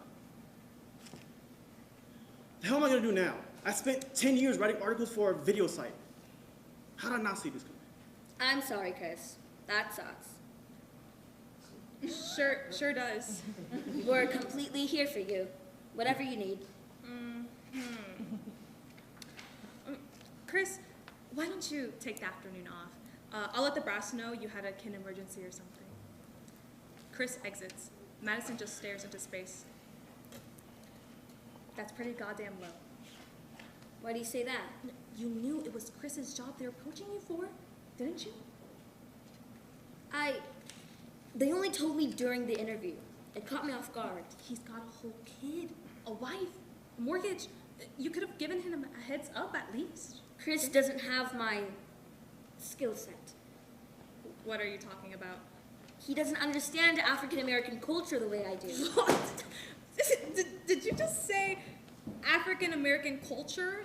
It's your brain malfunctioning? I'm just saying, he can't translate the culture the way I can. But I understand. It's a hard job. You're serious right now. Okay, let me sit you down. You know about the Dolezal protocol, right? As in the white woman who scammed her way into being an NAACP chapter president by claiming to be black, but because she picked out her curls? Doesn't she have an OnlyFans now? I think she just shows her feet on it. Oh. But anyways, they named this program after her. The name is for internal use only. But let's be honest, Nosh Feed's days are numbered.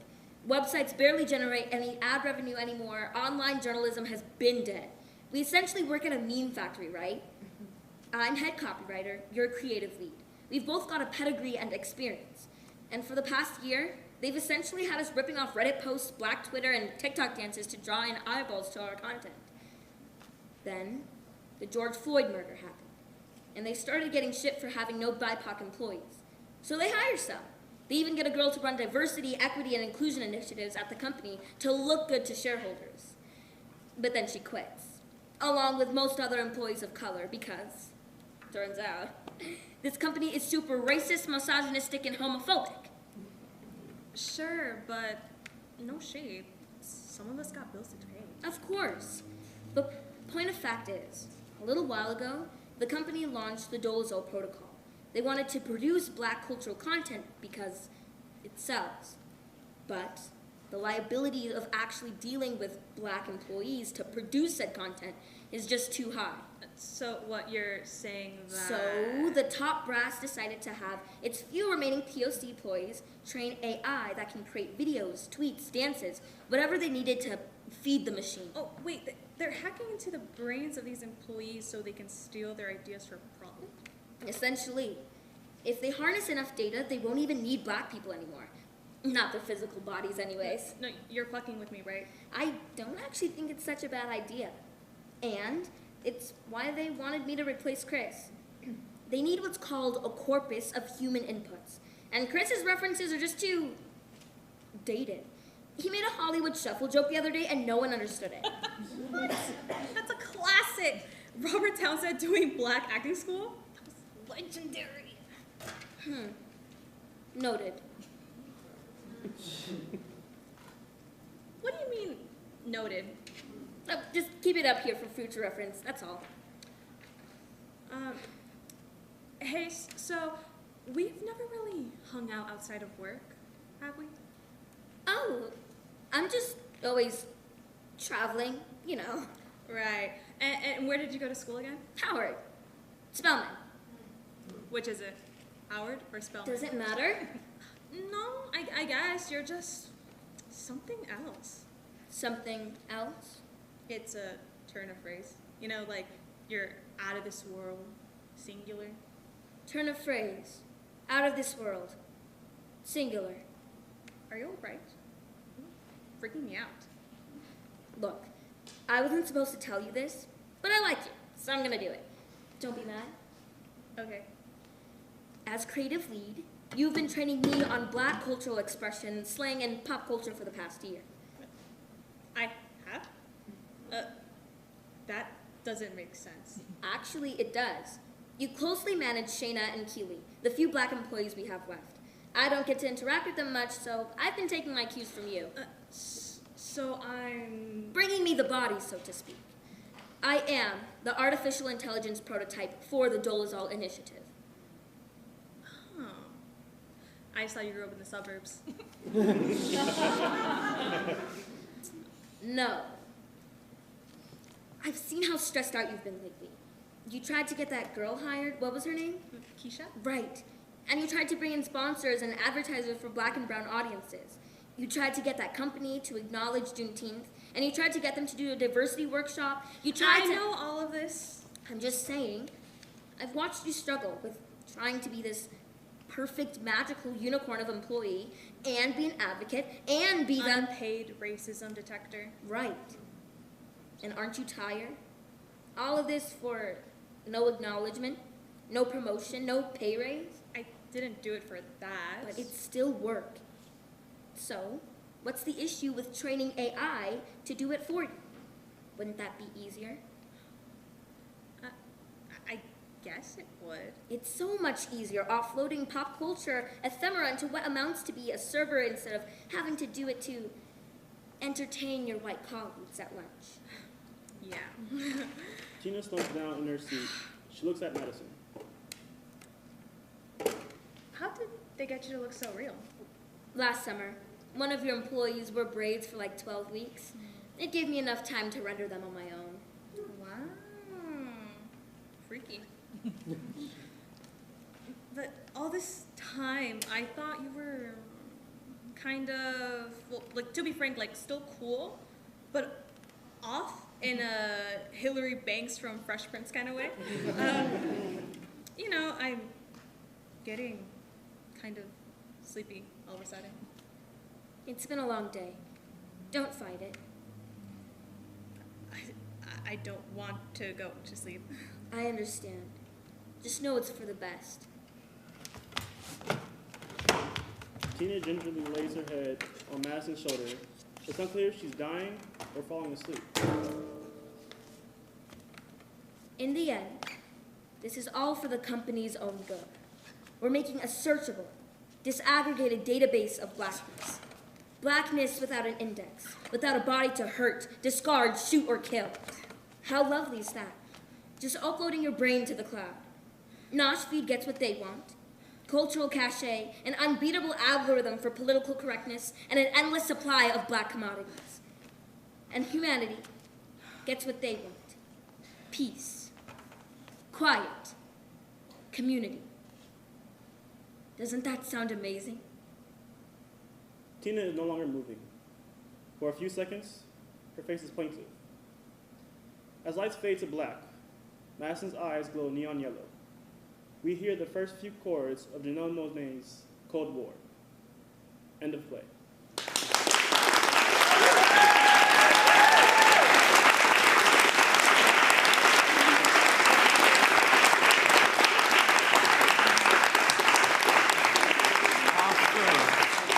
Let's give one more big round of applause for our lovely Playworks company.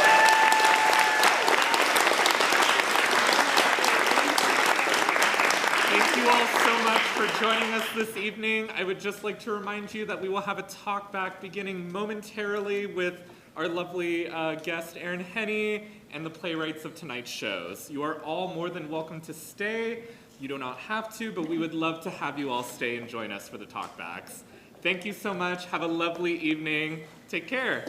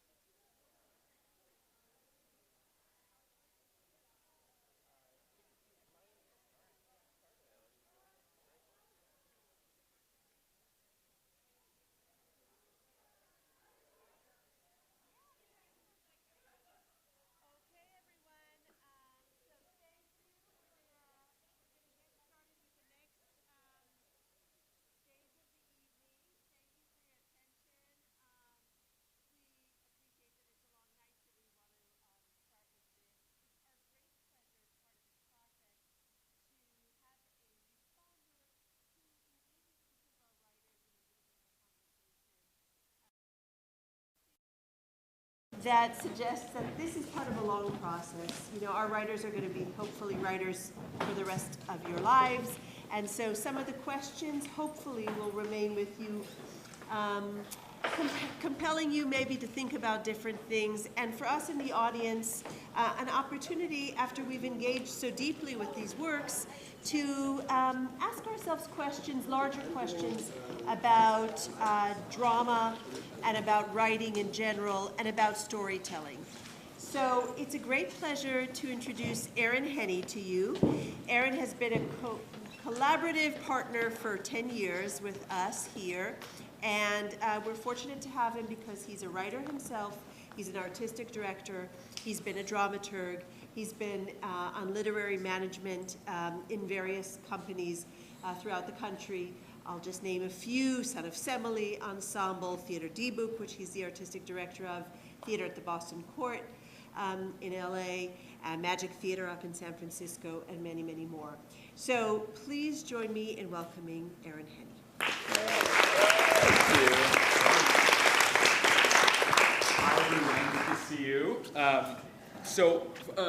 Many of you have been through this process before, but for those who haven't, again, thanks for having me. And I'll just kind of tell you how we're going to work this, because we're speaking with 8 playwrights.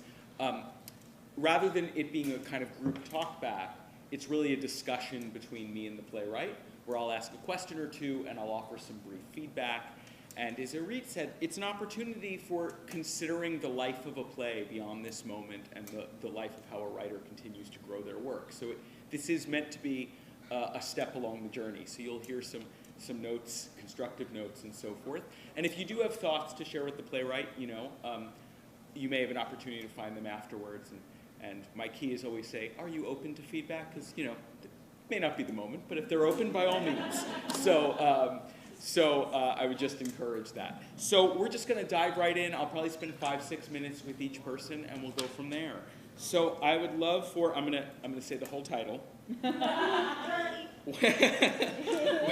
Why is the Kennedy Center for the Performing Arts sponsored by Raytheon Technologies and Boeing, and why did they accept a $5 million gift from the United Arab Emirates? The writer, Aaron Higareda. Am I saying that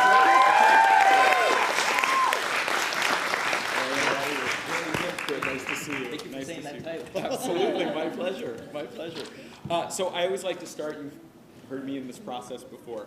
If you wouldn't mind, share with the room a little bit about kind of where this started, what you were exploring, inspiration. Yeah, definitely. So last year, I was fortunate to be what they call an Aspire Fellow for the KCACTF Region 8. And in that, they kind of were introducing us to a lot of leadership positions and a leadership role. We got to meet the leadership team from the Kennedy Center. And I was really invested in them. And I started to look around their website, and that's when I discovered that they were receiving very large amounts of donations from Raytheon and Boeing and several other large corporations. And then also this year I was teaching or TAing a public speaking class where we did something called epidictic speech, where you blame or kind of have these award or toast speeches. And so for whatever reason, my brain put those two things together, and this came out. That's great. Yeah. Thank you. Yeah. Thank you. Right, it's always fascinating to hear kind of where it starts.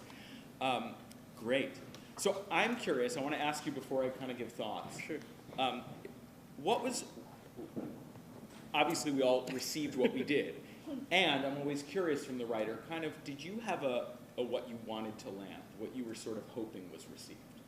No, no, I don't know. It was just, I didn't know what to do with that information that this Kennedy Center, this regional theater, and very just powerful art ambassadorship basically to the world was sponsored by these large corporations, and I just wanted to write towards that. Cool. And, yeah. Great. Thank you. Yeah. And that's great because it's an open space for us to kind of get what we will. So I'll share with you a little bit of what I got, and then we'll kind of go from there. So one is I just want to say that I really appreciated the singularity of communication, right? This is a 10-minute piece, and the willingness to kind of plant your flag and say, this is the communication. We are in a kind of award ceremony. That award ceremony is attached to weaponry and what is winning, and we're going to present it with clarity, and therefore, all the layers that are underneath that, we make meaning out of, right? About combining questions of capitalism with questions of warmongering, with questions of profiteering, with questions of American patriotism in all the ways that means, right? And all of that was there, and especially then when you end with the Star-Spangled Banner. And I have to say, I also appreciate that what you've done is you smartly, very quickly, put the audience in the uncomfortable position of, join me. Okay, I'll join you. Why are we singing? Wait, what did we, hold on. I like watching audiences, and this is a friendly audience for doing that because of the shape. And there are a few people who are like, I am with you, I am singing with you, and then a few that were like, I will stand, but I'm not sure about this. And that's actually the goal, right? Or at least part of the goal. So I thought that was really skillfully done, and in 10 minutes or 12 minutes-ish, what can be communicated in that time, I thought really worked. Thank you. So now I'll kind of share with you some places I think you might want to go and consider. Because you're playing on all these things underneath about arts and commerce and profiteering and all of that, the flip side to the singularity of communication is that your title is why is. It's a question. And I feel like the play doesn't yet engage with the question, right? The play engages with the here's a situation. But it's sort of not yet unpacking the very thing you present us with. And consider, and I'm always careful to try not to suggest how you might write the play, but I will throw out some thoughts about what might happen if you present us not with just a single thing, but with multiple things that are intersecting, right? About arts, about awards, about war, about other topics, that suddenly we hear those in conversation with one another, right? Right now, the singularity means that I have to do all the work to hear all those layers, right? And because you asked a question, now, I've said this before in other bits of feedback, this is where the good news is. In order to deal with the question, you might have to write a lot more and then come back to edit away. And my suggestion to you as a writer is do what you can to try to answer that question. And then when you feel like you've gotten the answer, take the answer out so you don't tell us what to think. Nice. Right? Nice. But you as the writer have to try to answer the question and then decide what to remove so that we are left with the question. Does that make sense? 100%. Okay. It was like it's right in the, Okay. just a question. Right? Any thoughts or questions? Any questions? Yeah. No, the title calls for an answer, and in some artistic way to present that to the audience. It's great. Yeah. So you have lots of room to investigate, but again, the singularity and theatricality of it, and we immediately knew what we were in, and you gave us a satisfying arc. It was really nicely done. So this is just about pushing further. Sure. All right. Great work. Thank you so much. Thank you.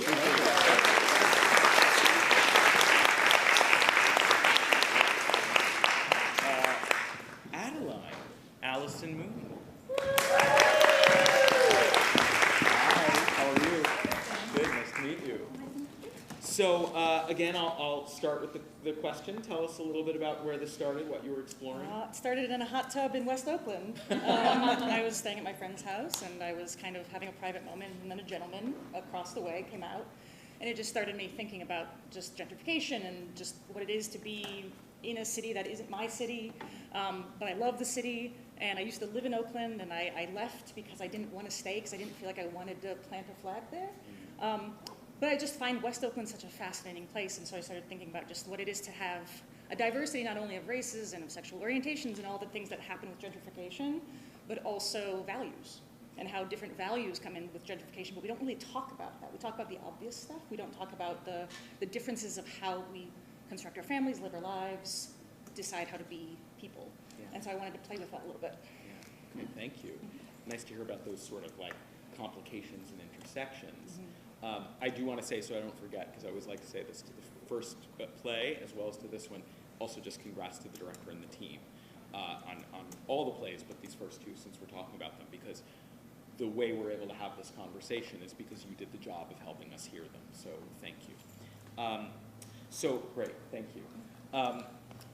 So what I really appreciated, there's sort of a classic setup here, right? Which is two people meeting in, they're unfamiliar, and then it takes skill to immediately get them into a conversation that doesn't feel like you are giving us exposition to the audience, that it's actually them kind of figuring things out together, and then we discover something about the relationship and what's going on between them, right? And I thought that was really nicely done, that we sort of get that they're meeting, and through this meeting we're gaining knowledge about them and about all the things that are at play, about life situations as well as the things that surround it. So I thought that was nicely done.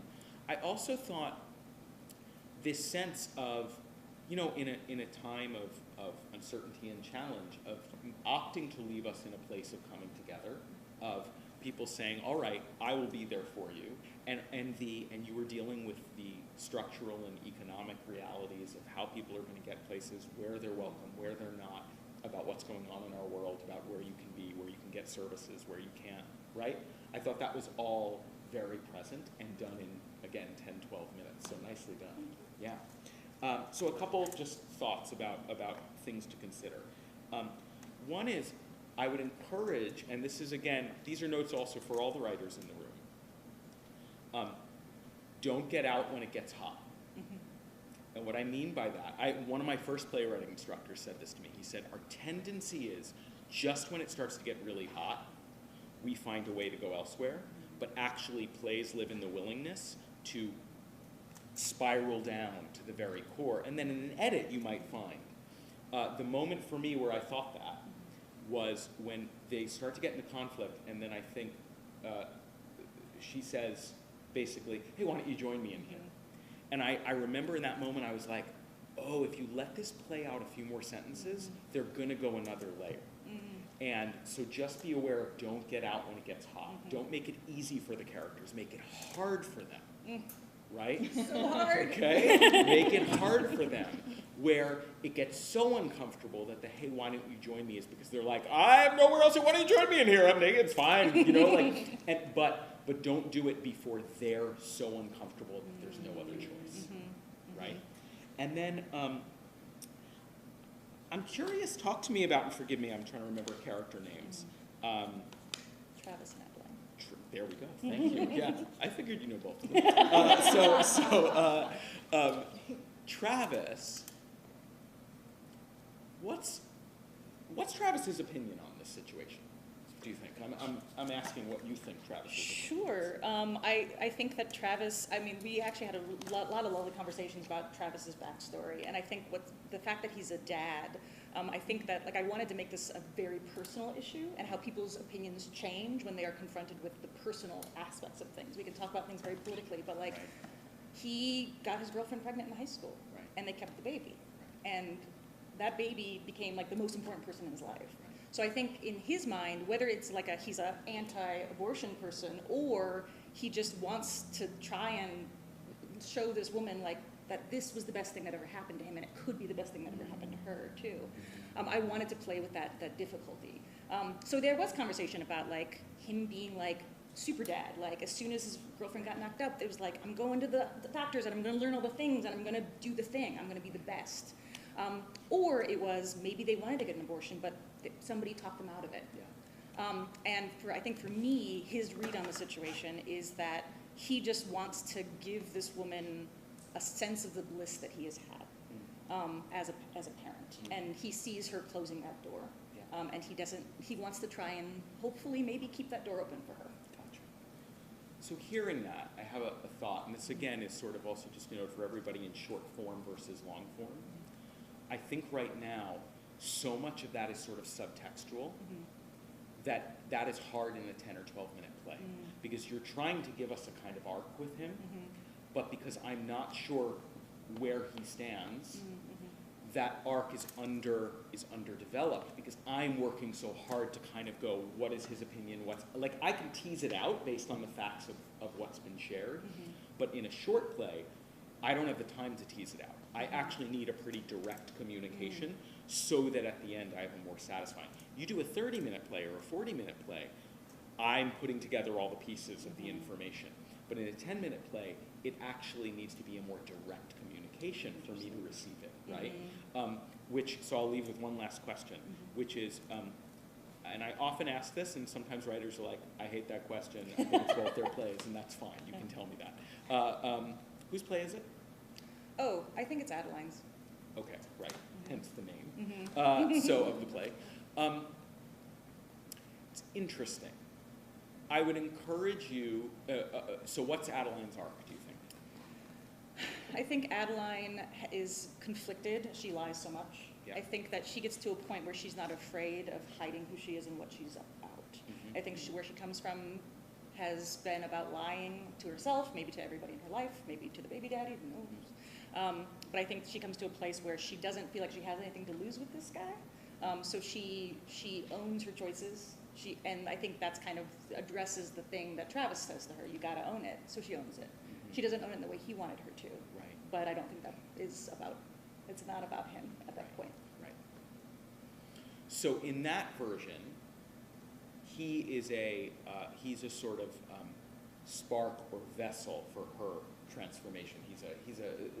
It's not about him, but he, you know, in any two-person play, one is there to push the other and vice versa.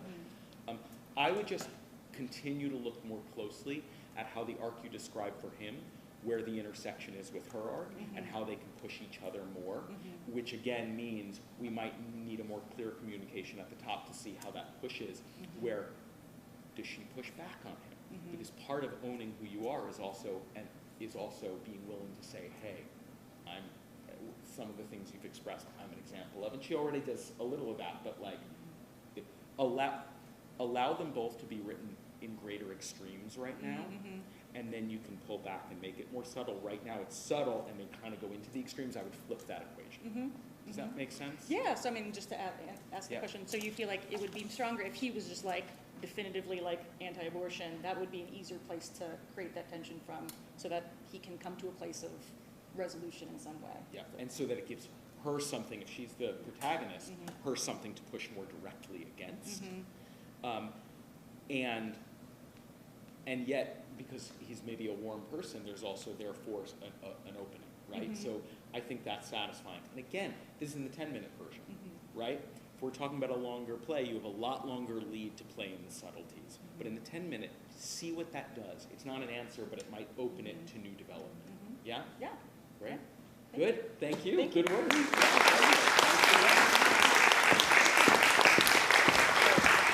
All right. Let's see here. Torture Baby. Ava. Nice to see you. Yeah, good to see you. Good to see you. So, again, you know where we're starting. Tell us a little bit about where you started and what you were thinking about. Yeah, so this show is inspired by a lot of things that really interest and excite me.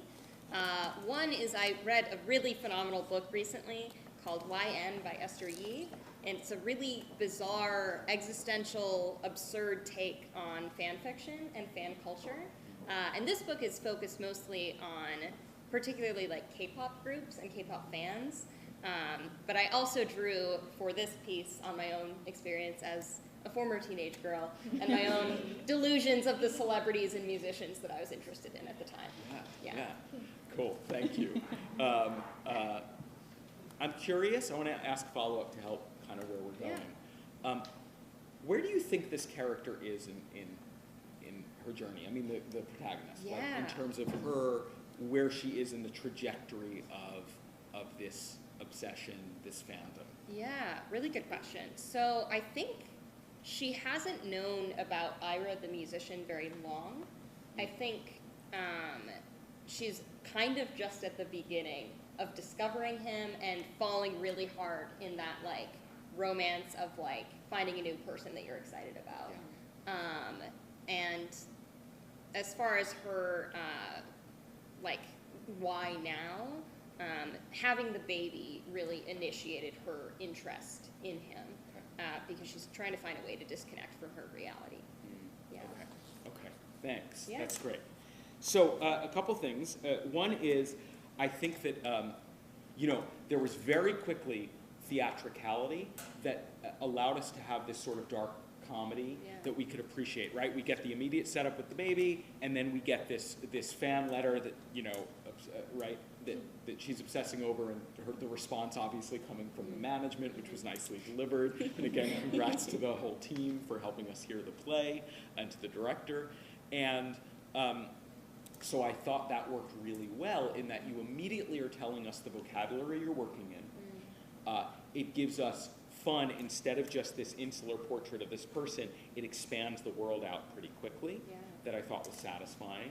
And then we get this interview, which again gives us a third vocabulary for us to engage with. So although the reality of the piece is in this person's home, we're sort of expanding outward from the home, which I thought worked well. Yeah, thank you. So just a couple of things I would look at. I loved the theatricality of that response, and I had a question, which is, I'm always looking for what is going to be the largest sense of betrayal, the largest sense of conflict for a character, right? Yeah. Consider, and again, I'm always trying to be careful not to write somebody else's play. That's why I genuinely mean consider, which is that a letter coming from management is one thing. A letter saying it's coming from a figure, but clearly from management is another. I love that idea. I love that idea. Okay. Yeah. And what I mean is that also this figure in their obsession would sniff it out, right? Totally. And what does that do betrayal-wise, right? That's a so very interesting. different. Okay. Yeah, that's so exciting. Because immediately I was like, oh, I know what you're getting at. Yeah. Also, remember, comedy lives in that it's actually reality times 3. The reality is a lot of fan letters that are responses look like they're coming from the person, but they're clearly written by a team, just like social medias are managed and social media. I just learned that accounts. recently, actually. Okay. Yeah, anyway, go on. So I think, look at that. I also wondered, tell me a little bit more about the situation with the baby. What's the situation? And you probably say it at the beginning of the play, but remind me, where is this person, what's the situation surrounding the child? So what we know from the show is just that Luna has had a baby recently. She doesn't really get along with the baby. Just doesn't connect with the baby very well. Within those 10 pages, that's all we know. Okay. We don't know how she got pregnant or anything. Or she's alone or not. It looks a lot like she's alone, but that's all we know. Yeah. So again, this is a similar note I just gave. I think you would do a service to the play and to us if we understood just a little bit more about her situation. Yeah. Because the obsession as outlet for something else, I don't have enough information to feel the direness of the situation, right? And I can make assumptions. I can assume there's something going on around depression, around other things. I might make those assumptions.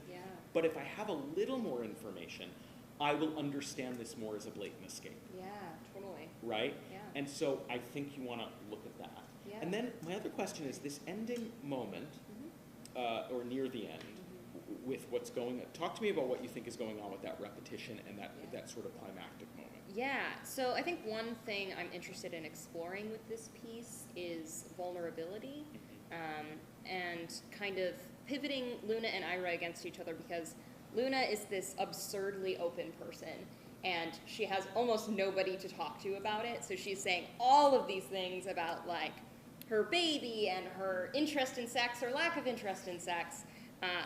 She tells the truth all the time. And Ira, on the other hand, talks a lot about being open, being honest, but he doesn't say that much about his actual personal life, or God forbid, his actual flaws.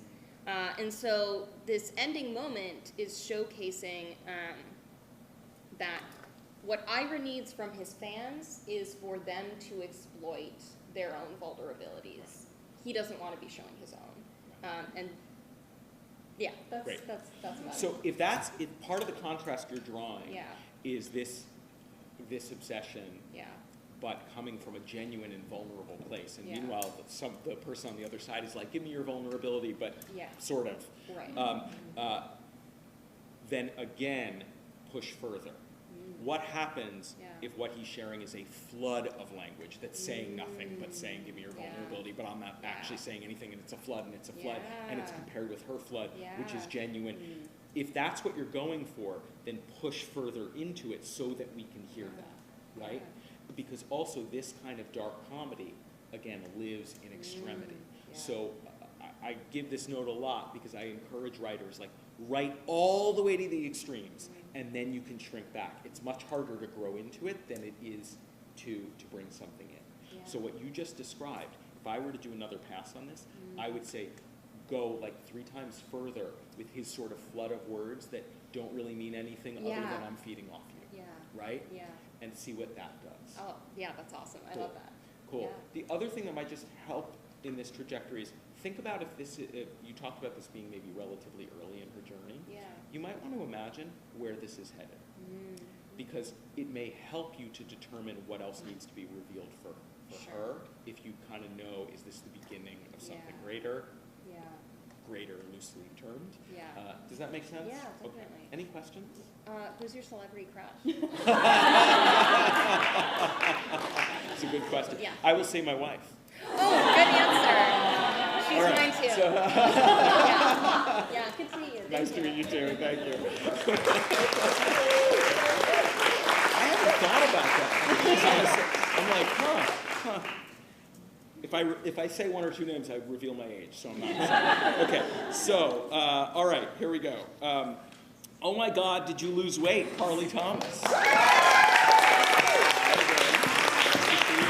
Right now, mine is Lakeith Stanfield. Yeah, that's good.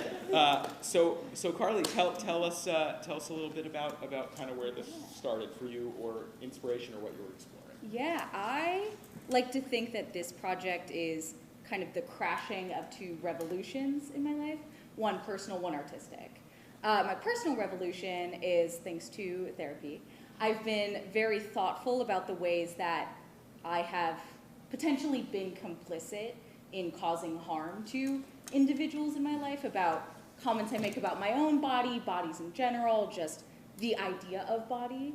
How that also may have been not only fed to me on an individual level, but a systemic level as well.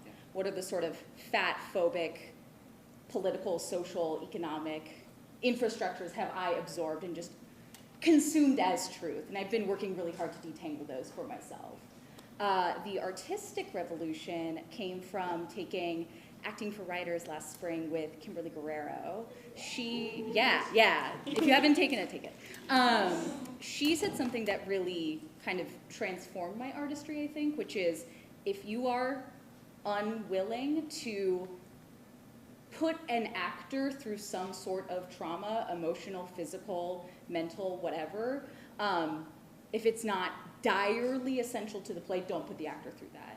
And so the structure was really born in my considering not wanting to put a single actor through being the character who consistently says, yes, I have lost weight. No, I haven't lost weight. I love losing weight. I love asking the question. So it was my commitment that every single actor at some point says yes, says no, is the perpetrator, is the recipient, is enthusiastic, is not. Yeah, great. Thank you.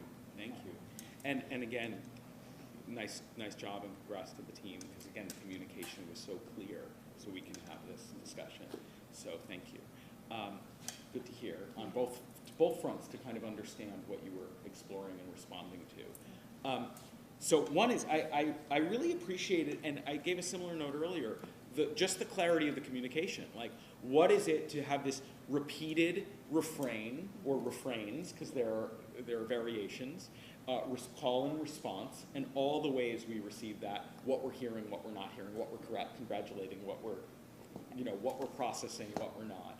And the motion of the piece is a communication, right? The constant running in and of itself is a metaphor for constantly running, constantly moving, constantly trying to keep up, right? So that alone, and it's a good reminder of the power of theatricality, that theatricality isn't just here, it's here. And sometimes we forget that part of part of theater is half the communication is what's happening on stage beyond what is being said, right? So I thought that worked really well and was such a clear communication and a layered communication. I also thought that, to your point about not having just one person, watching it, one person would be sort of a duration performance exercise, which I appreciate. However, the four meant we could imprint in variety of ways and also say, oh, this isn't about one kind of person, one body type, it's actually, we are able to say this is a communication that is happening across a spectrum of experience. And I thought that that was actually a very important communication for us to receive. So nicely done. Yeah. So my just couple thoughts were, as we got to the ramp up at the end, and then we kind of get to that repeat and end of play, I would consider making the ramp up larger, faster, and more. You've given me this note before. Yes. Because part of a durational experience, right? And I'm saying durational even though it's only 10, 12 minutes, but because of the repetition as a sense of being in something, is that we start to both predict it and dread it, and that's where you want us. Cool. Right? You want us in a situation where we're saying, oh, they're going to say that again. Yeah. Just when we think like, okay, we're coming to the conclusion, to be like, really? Really? 3 more, 5 more times? 6 more? Because that's actually what you're trying to say. You're trying to say that we're bombarded by this. But by stopping it where you did, I didn't reach exhaustion or frustration to the point that I think you want us to. Sure. Right? Yeah. And what this also means is I would recommend looking at the things people say about their own challenges, their own successes, their own desires. You started to make them more on the extremes, and you started to have them be more personal in certain ways about their medical situations and such. Same thing. What happens if those become larger, more global, family history, societal history, and they're giving voice to all those things, then those responses become even more sort of horrific and problematic, right? So you gave us a few, and you can do this quickly. Everything I just described, if you added 2 minutes to the piece or truncated elsewhere, it spirals till I'm like catching glimpses. I don't even know what's being said. But I understand the communication. So that's my big note, is based on what you said you wanted to accomplish, I would look at going further into that. Thoughts, questions? That's really helpful, thank you, because I did feel, as I was pounding away at it, a bit of a insecurity in the setup. I felt like I lived in this is a gym, these are people who know each other or don't know each other, the kind of slow burn of it at first. I could instinctively feel, I'm like, I think my audience is going to get it. I don't need to spend so much time in this is what a human, mortal sort of interaction in a space like this would be. So to hear this out loud is very helpful. Yeah. And also, again, in a 10-minute play, once we get the singularity of the gesture, then it's about us watching it play out and become unbearable. It's not actually about who are these people? What's the situation? Like, I got the situation, now let me kind of go on the ride and go, oh, I'm being bombarded, now I'm done? Okay, and right? So I think go with that instinct. You can truncate a little at the top, and you can expand at the back end. That's amazing. Cool? Cool. All right, good work. Yes, thank you.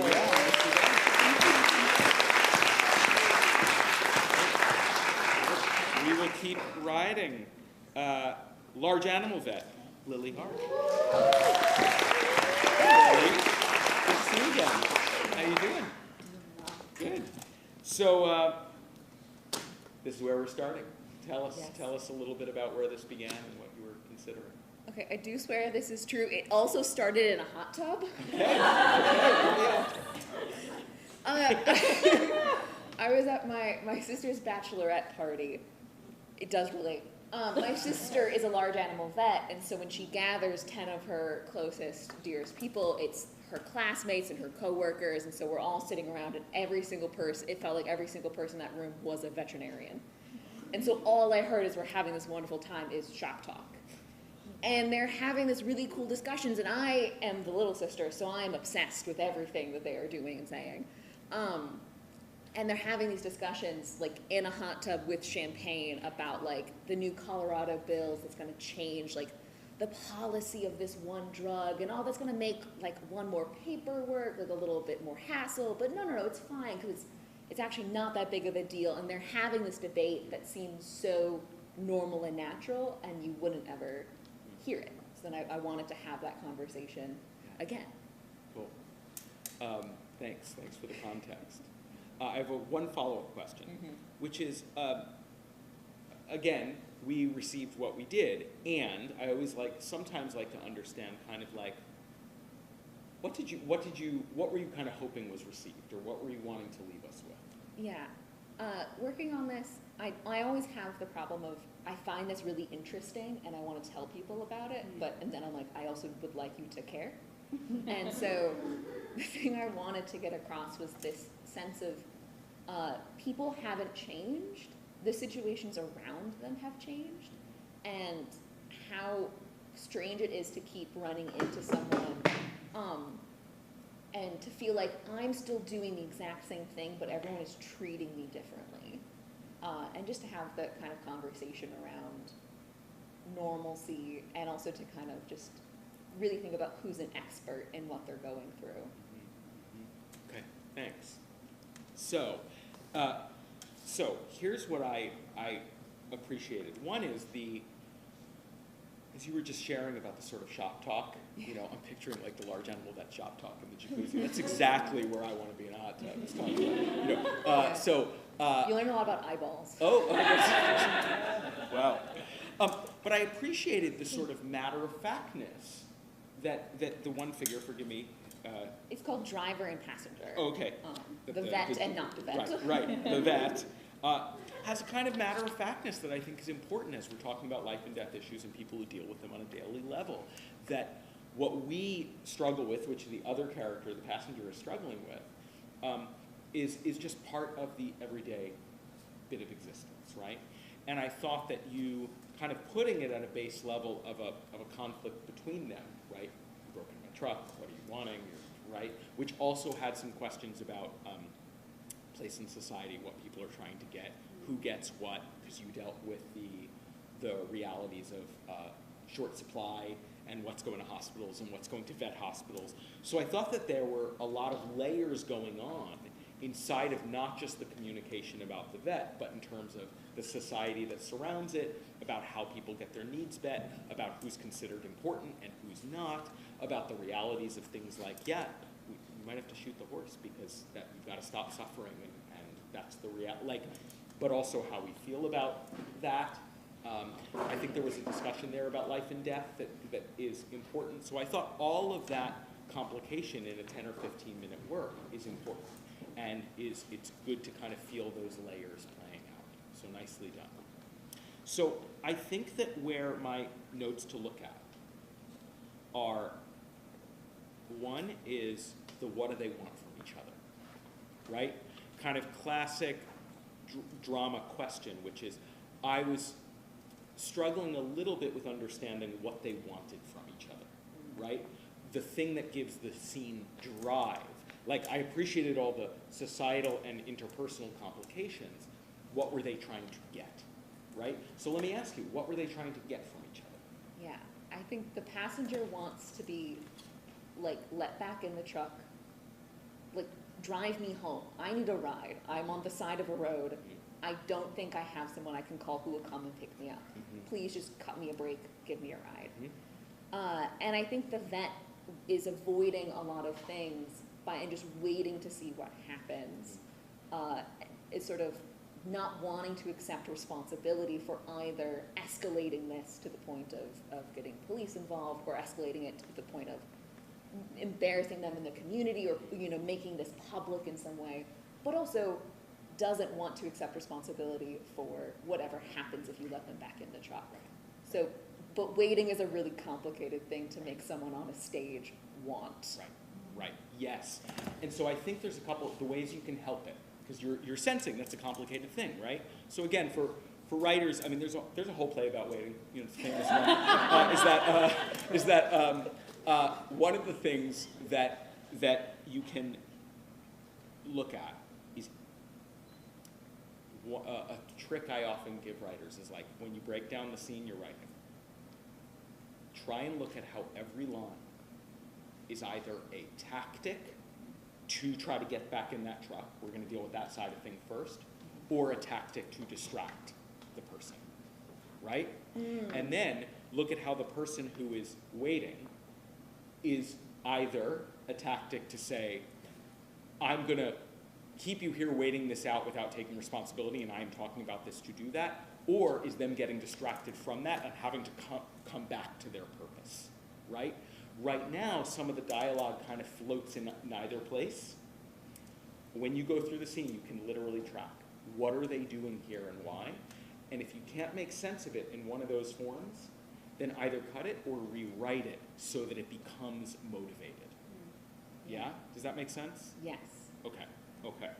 And it's funny, because my next note is exactly what you said, is more overtly avoiding the main topic. That when they do go on digressions, help us understand that they are avoiding the main conflict. That actually, for them, that's not the subject of the play. It may be the subject of the play for you, but the subject of the play for the characters is, I want in your truck, and I'm waiting this out trying to figure out what to do right. That's actually what they care about. You care about the topic. They care about what they want. So they have to be using the topic you care about to get what they want. Not the other way, right? Yeah. Right? So that's where you want to track. Okay? And this is an important thing for writers to remember is we have things we want to say. We have to make sure that the characters are doing what they need to do to get what they want, and what we want to say kind of grows up out of that. Cool? Yes. Any questions? I just gave you such an easy task. No. No, incredibly helpful. I wish I had a better follow-up for. Tell me about, you got any pets? I don't know. No. 2 cats, they're lovely. Okay, thank you.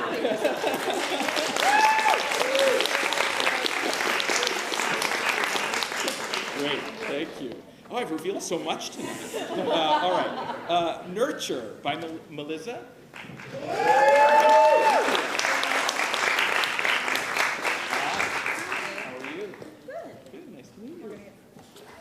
So, Melizza, am I saying your name? Melissa. Melissa, okay, great. Nurture, and again, congrats to the team. Thank you for helping us hear the play. And so tell us a little bit about where this grew out of, or what was on your mind. I was talking a lot about it with a friend, but I think a lot of it is the idea of, like, these domestic workers, the paradox of, in order to raise my child and care for my child, I have to leave my child. Right? And it's that, like, struggle. And I, in my personal life, know so many women that have or do work as nannies. And I think what a lot of people don't understand is how, like, attached they become to their children. And, like, to hear them cry, like, it's like, you know, the parents are like, oh, well, my kid's going to school now, like, you know, and they're so heartbroken. And it's this rhetoric of, I think the employers are like, you're part of the family, but it is a transaction to them, but to these women who put, like, their whole heart and soul in it, you know, it's more than a job. Yeah.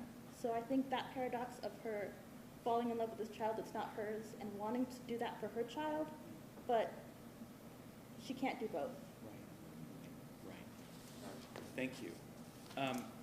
I have a question just so I understand something structurally. I think at the beginning, did it say something about it's like a play, and I forget how it was described? An abridged play. An abridged. So talk to me about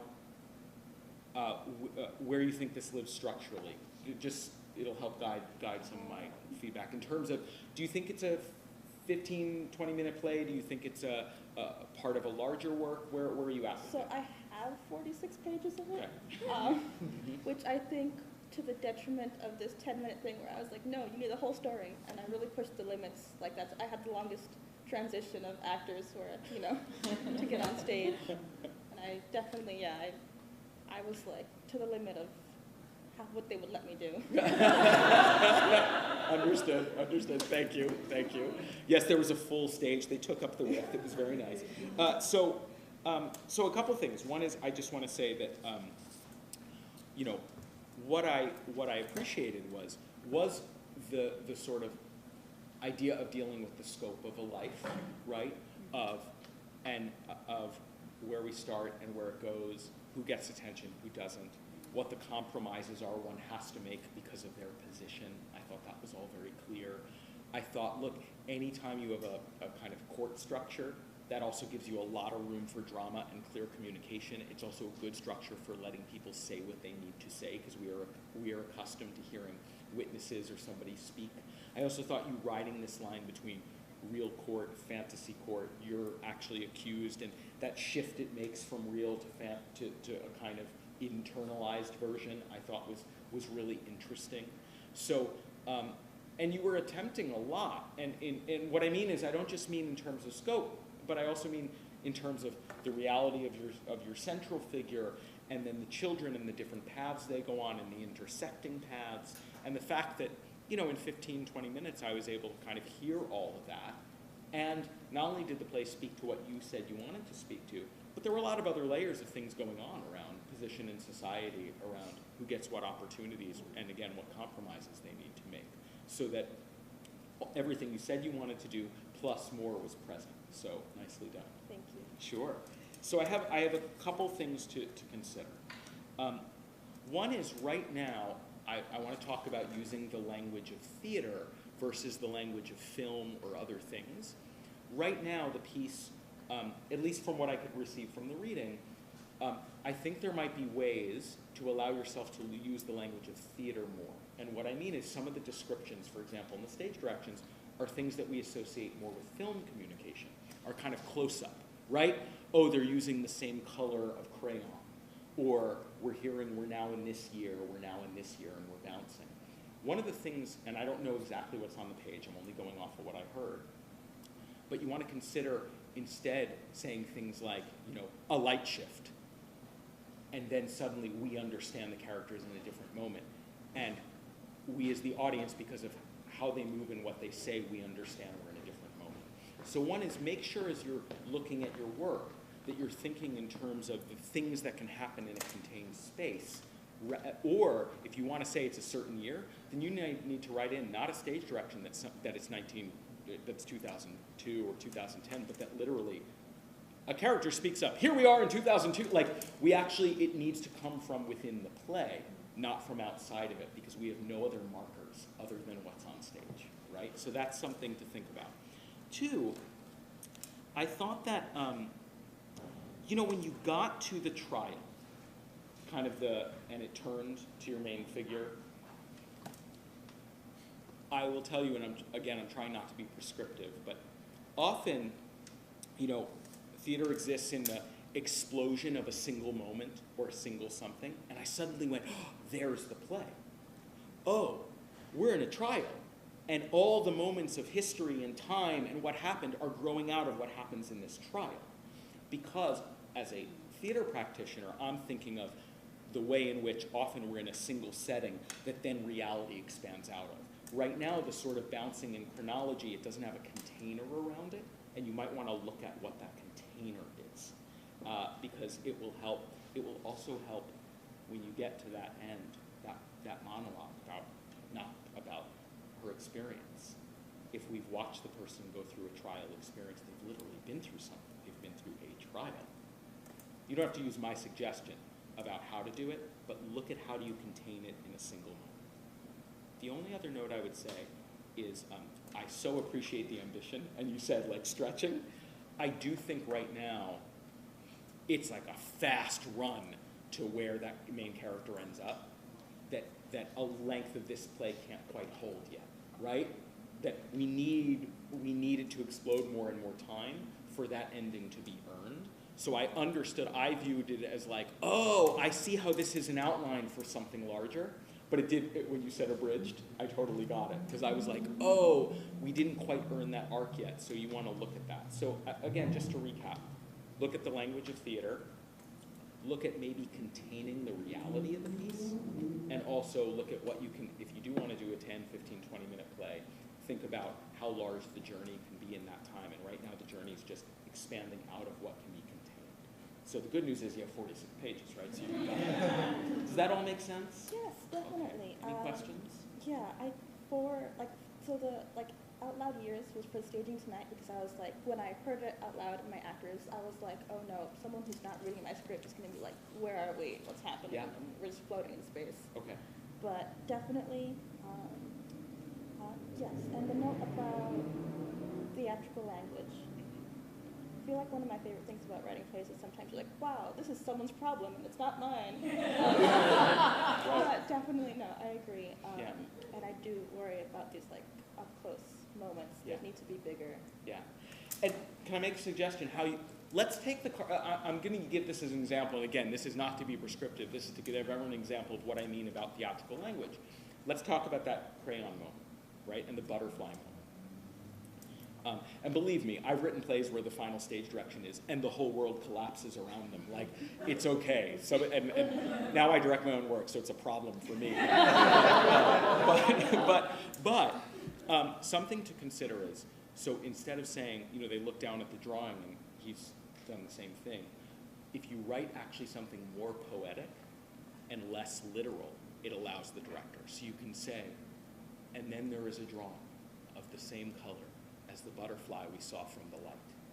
Suddenly a director can dream how to do it, but when you write something as literal as he's coloring with the same crayon, like it's actually that you might not have to change what you envision that much. It might be about making it a more open, less literal stage direction, which then the director can find their way to.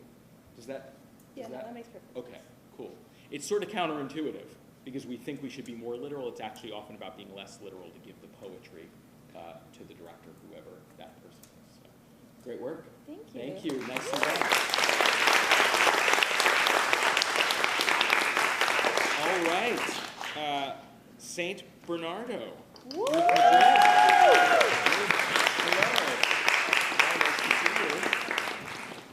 Good to see you again. Hi. So, tell us a little bit about Saint Bernardo. Yeah, so St. Bernardo, at least this one, it's like a 10-minute version of a one-act play, but it does take place in my hometown. I was also a brown kid in a Catholic institution, a Catholic school, and I think it was such a unique experience that I didn't realize how, unique it was, especially since there's not a lot of schools like that anymore. They're kind of dying down. Every year it's less and less kids, but the fundraisers, the difference in classes, there's rich students and there's half of them that are they're on scholarship, and I just thought that was such an interesting thing that not a lot of kids experience, especially then afterwards going to public school, everybody was just in the same social class as me, and that was just so oh wow, this is different. So yeah, I think I just want to explore that a bit, kind of a time capsule of what that was like. The parish hall being destroyed was a true story when I was a student there. No one, we never found out who did it, but yeah, true story. Wow. Yeah. So I'm curious, I'm going to ask a follow-up, and again, thank you to the team, because great work. I'm going to ask a similar question about so that's the inspiration. Mm-hmm. What were you hoping to communicate, or question, or look at? I think I wanted to shed light on sort of the minor ways that classism and racism and how they're interrelated and how it comes out even as children. So the teachers have these a distrust for specifically brown boys, brown colored skinned boys, and brown girls are seen as they're quiet, they do what they're supposed to do, and it's sort of seen that way, and the brown boys have a lot of distrust around them, and just they're just they're not really treated in the same patience as other students, and it doesn't come off that obvious. It's come off as they don't pay attention, they're lazy, but sometimes it's just a result of just no, it's you, it's but since a lot of them come from different social backgrounds, you never know what their story is, and a lot of the friends that I had growing up would tell me dang, I was treated this way, and that was messed up because this and that, and now they're doing way better, they're I don't know. So I just thought that was really interesting. Yeah. Okay. Thank you. No, I think it's good to know kind of what's the drive and what's What are you exploring, right? Great work. Thank you. So, just going to go to my notes here. So one is that what I want to say that I really appreciated was, first of all, just the way in which it kind of spun out, right? That we understand pretty quickly the basic, wait, something's happened here. We see the blame being placed. We see the lack of belief. Some of the things you're talking about were very clearly happening in the piece. The relationship to where the blame is being placed and who's not getting as much attention around it, who they're assuming. And then as it plays out, the bouncing between time and moments, which kind of makes the piece a kind of puzzle piece. And then there's a reveal to the puzzle, right? And then we're left with some vulnerability towards the end that we've sort of been barely touching throughout, but seeds have been planted for, right? So I thought that actually was skillfully done and added up to something that was the parts and then the whole. So nicely done. Thank you. Yeah. So a couple things I would look at. First, I want to talk about the priest that is clearly towards the end we go like, oh, we understand that right, that's the responsible party. And I just want to ask a question before I sort of give this note, which is how did you land there? Honestly, that was like the hardest thing to like decide, because I feel like I had like the concept and like I thought it was super exciting, but I was like, I still didn't know who would be the one to blame. I was like, maybe it was him, and maybe it was a priest, or maybe it was like some random person who just broke in and decided to do that. But I just didn't know how to answer that. But I thought like the biggest plot twist could be like the priest himself, because but at the same time I want to leave it a little bit vague, where it's like maybe it was him, but maybe it wasn't, and he just kind of like decided to be like, oh, like we're not gonna figure out who it was, we're just gonna say that it was this like miraculous thing because it's gonna help the church. Right. What I would offer is you might want to consider leaning into that ambiguity more, because for me as an audience member, I thought like, oh, okay, the priest, got it, And for me, you described it as a plot twist, and that's what it felt like. And I don't mean that too critically. I just mean that you're exploring all of this with Bernardo, and I kind of, that ambiguity of somebody's being blamed and not believed.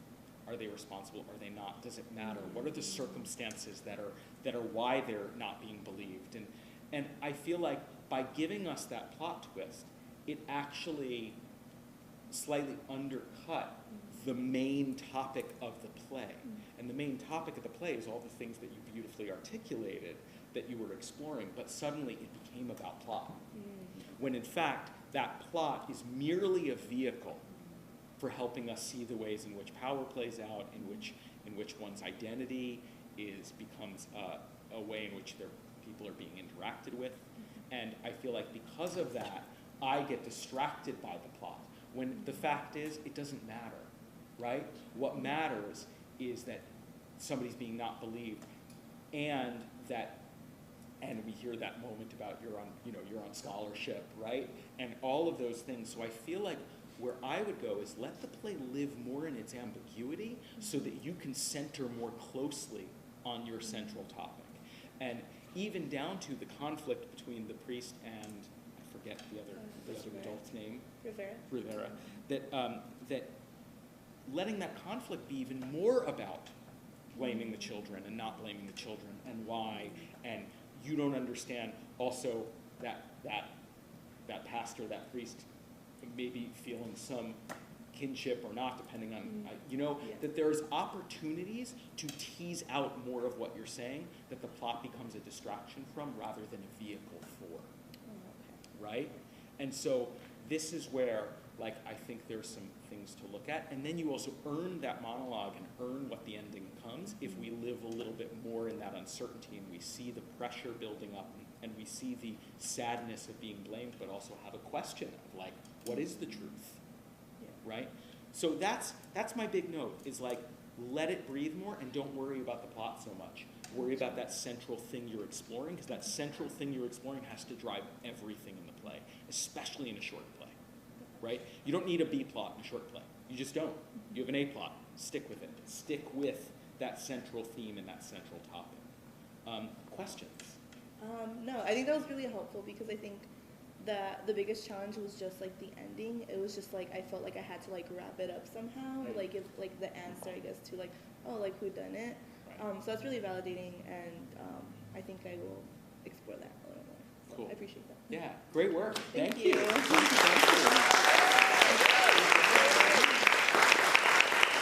All right, this is we are coming near the end, so thank you all for staying with us, and I'm excited to talk about Corpus. Hi,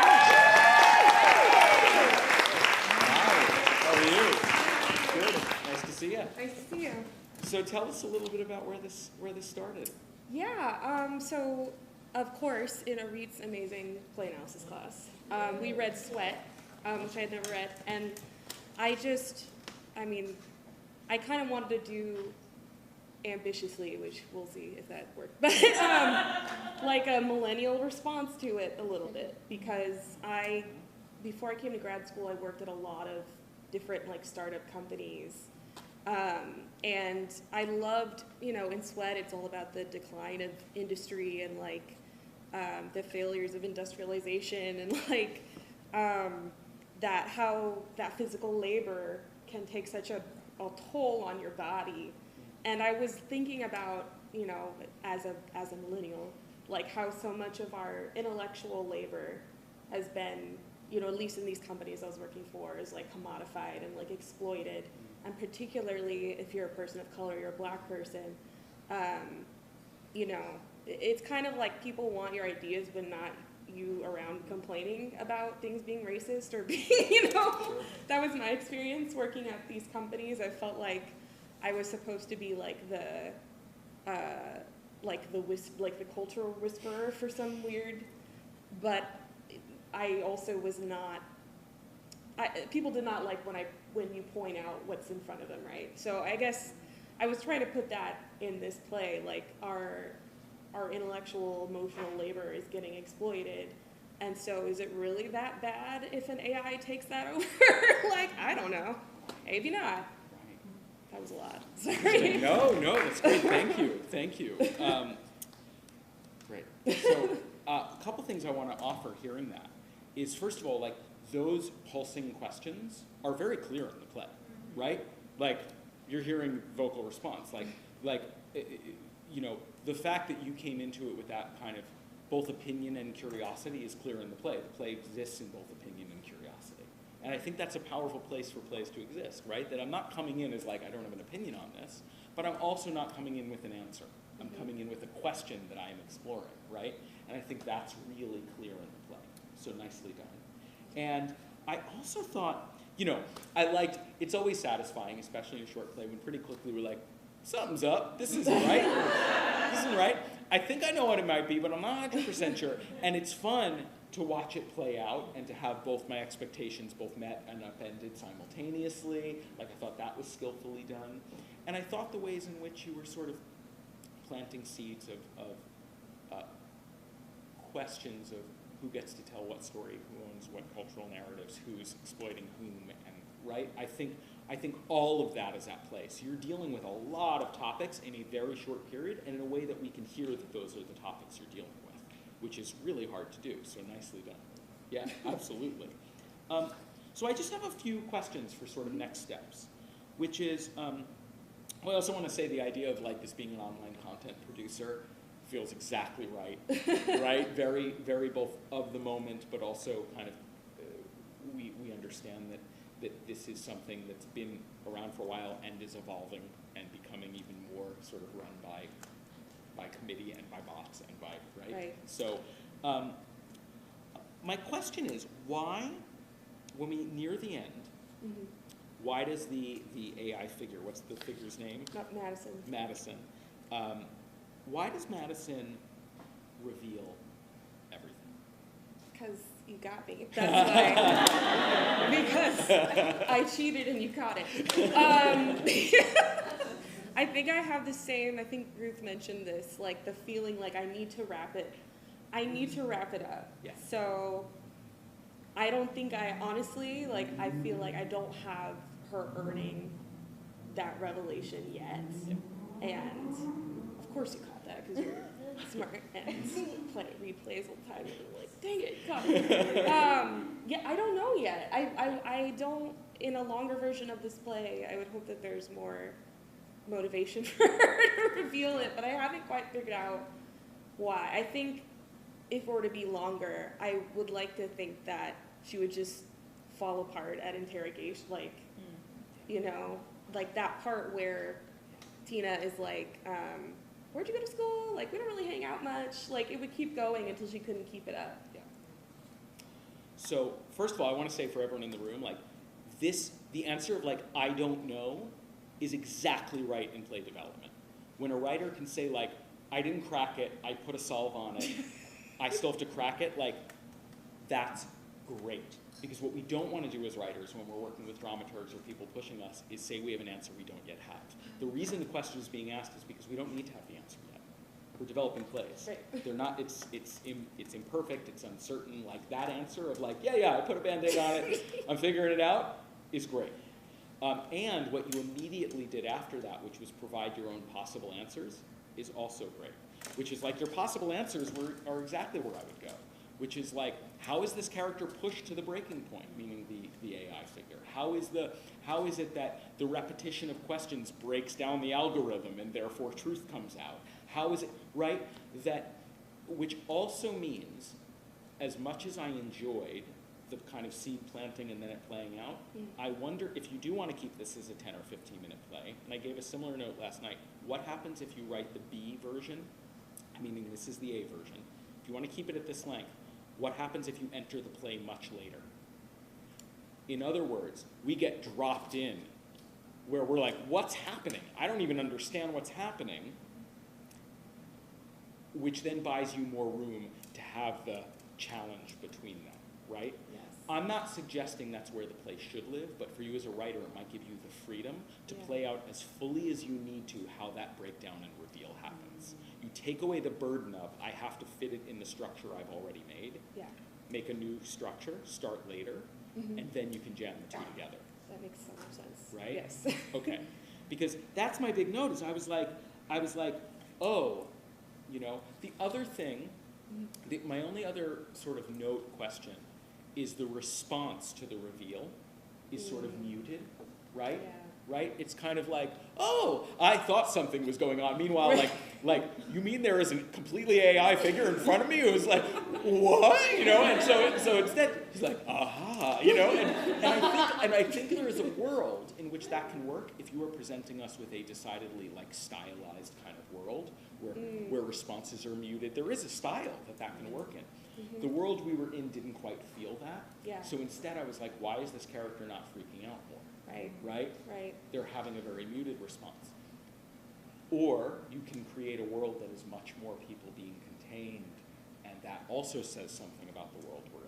Right. But I think right now it's caught in the middle, where it's not quite that, so the response feels a little unrealized. Yes. Yeah? That makes a lot of sense. Okay. Yeah. Okay. Great work. Any questions? Yeah, I guess I do. Sometimes I feel, if anybody else wants to chime in, I'm actually curious too, but like I get a little referencey, I feel like with my, like I put a lot of references in, and some of them are old because I'm old, and some of them are like, I don't know, I sometimes they help me think about, you know, like I have this sister thing because I'm being like twins and AI, like sometimes it helps me, but sometimes I wonder if it detracts from, you know, if there's too many references, is it just like... Yeah. So I'll offer a thought on this, and then because of time, we won't open to the room, but I genuinely invite you to like ask, like talk to people, or if you don't mind coming up to you and saying, here was my experience of the references. I mean, one is, I'm older, I was like, oh, I remember that show, I think I was in college. No, it's okay. What I would say is I actually thought you handled it skillfully, which is that even if I don't know the reference, the characters in it talk about the reference in a way that I understand they're coming from. And the fact that you had the AI figure that's like, what is that? Oh, that was a show? Like, you took care of it in the scene. You told us what you were talking about.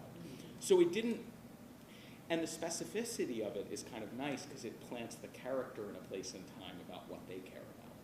So it didn't bother me because you also used the structure of the play to get away with telling us what it was, Okay. right? Yeah. And there weren't so many of those that I was like, wait, it's all an inside logic. So for my taste, I thought you took care of us. Okay. But I do think it's a good thing to have a discussion about and see if anyone else had a different response, because I'm just one person with my own particular experiences. So, great work. Thank you so Thank much. you. Yeah,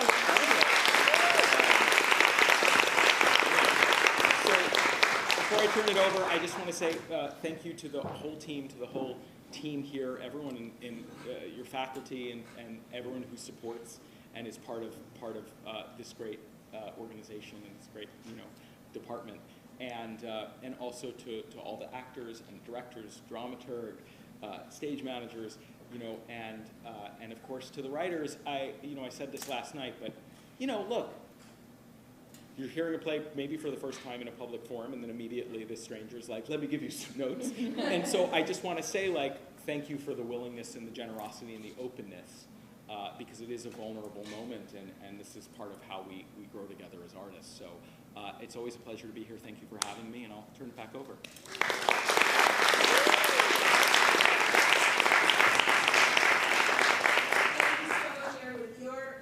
Your generosity with your insights, you always amaze us in how you're able to kind of hone in on so many plays so quickly. I don't send the scripts in advance.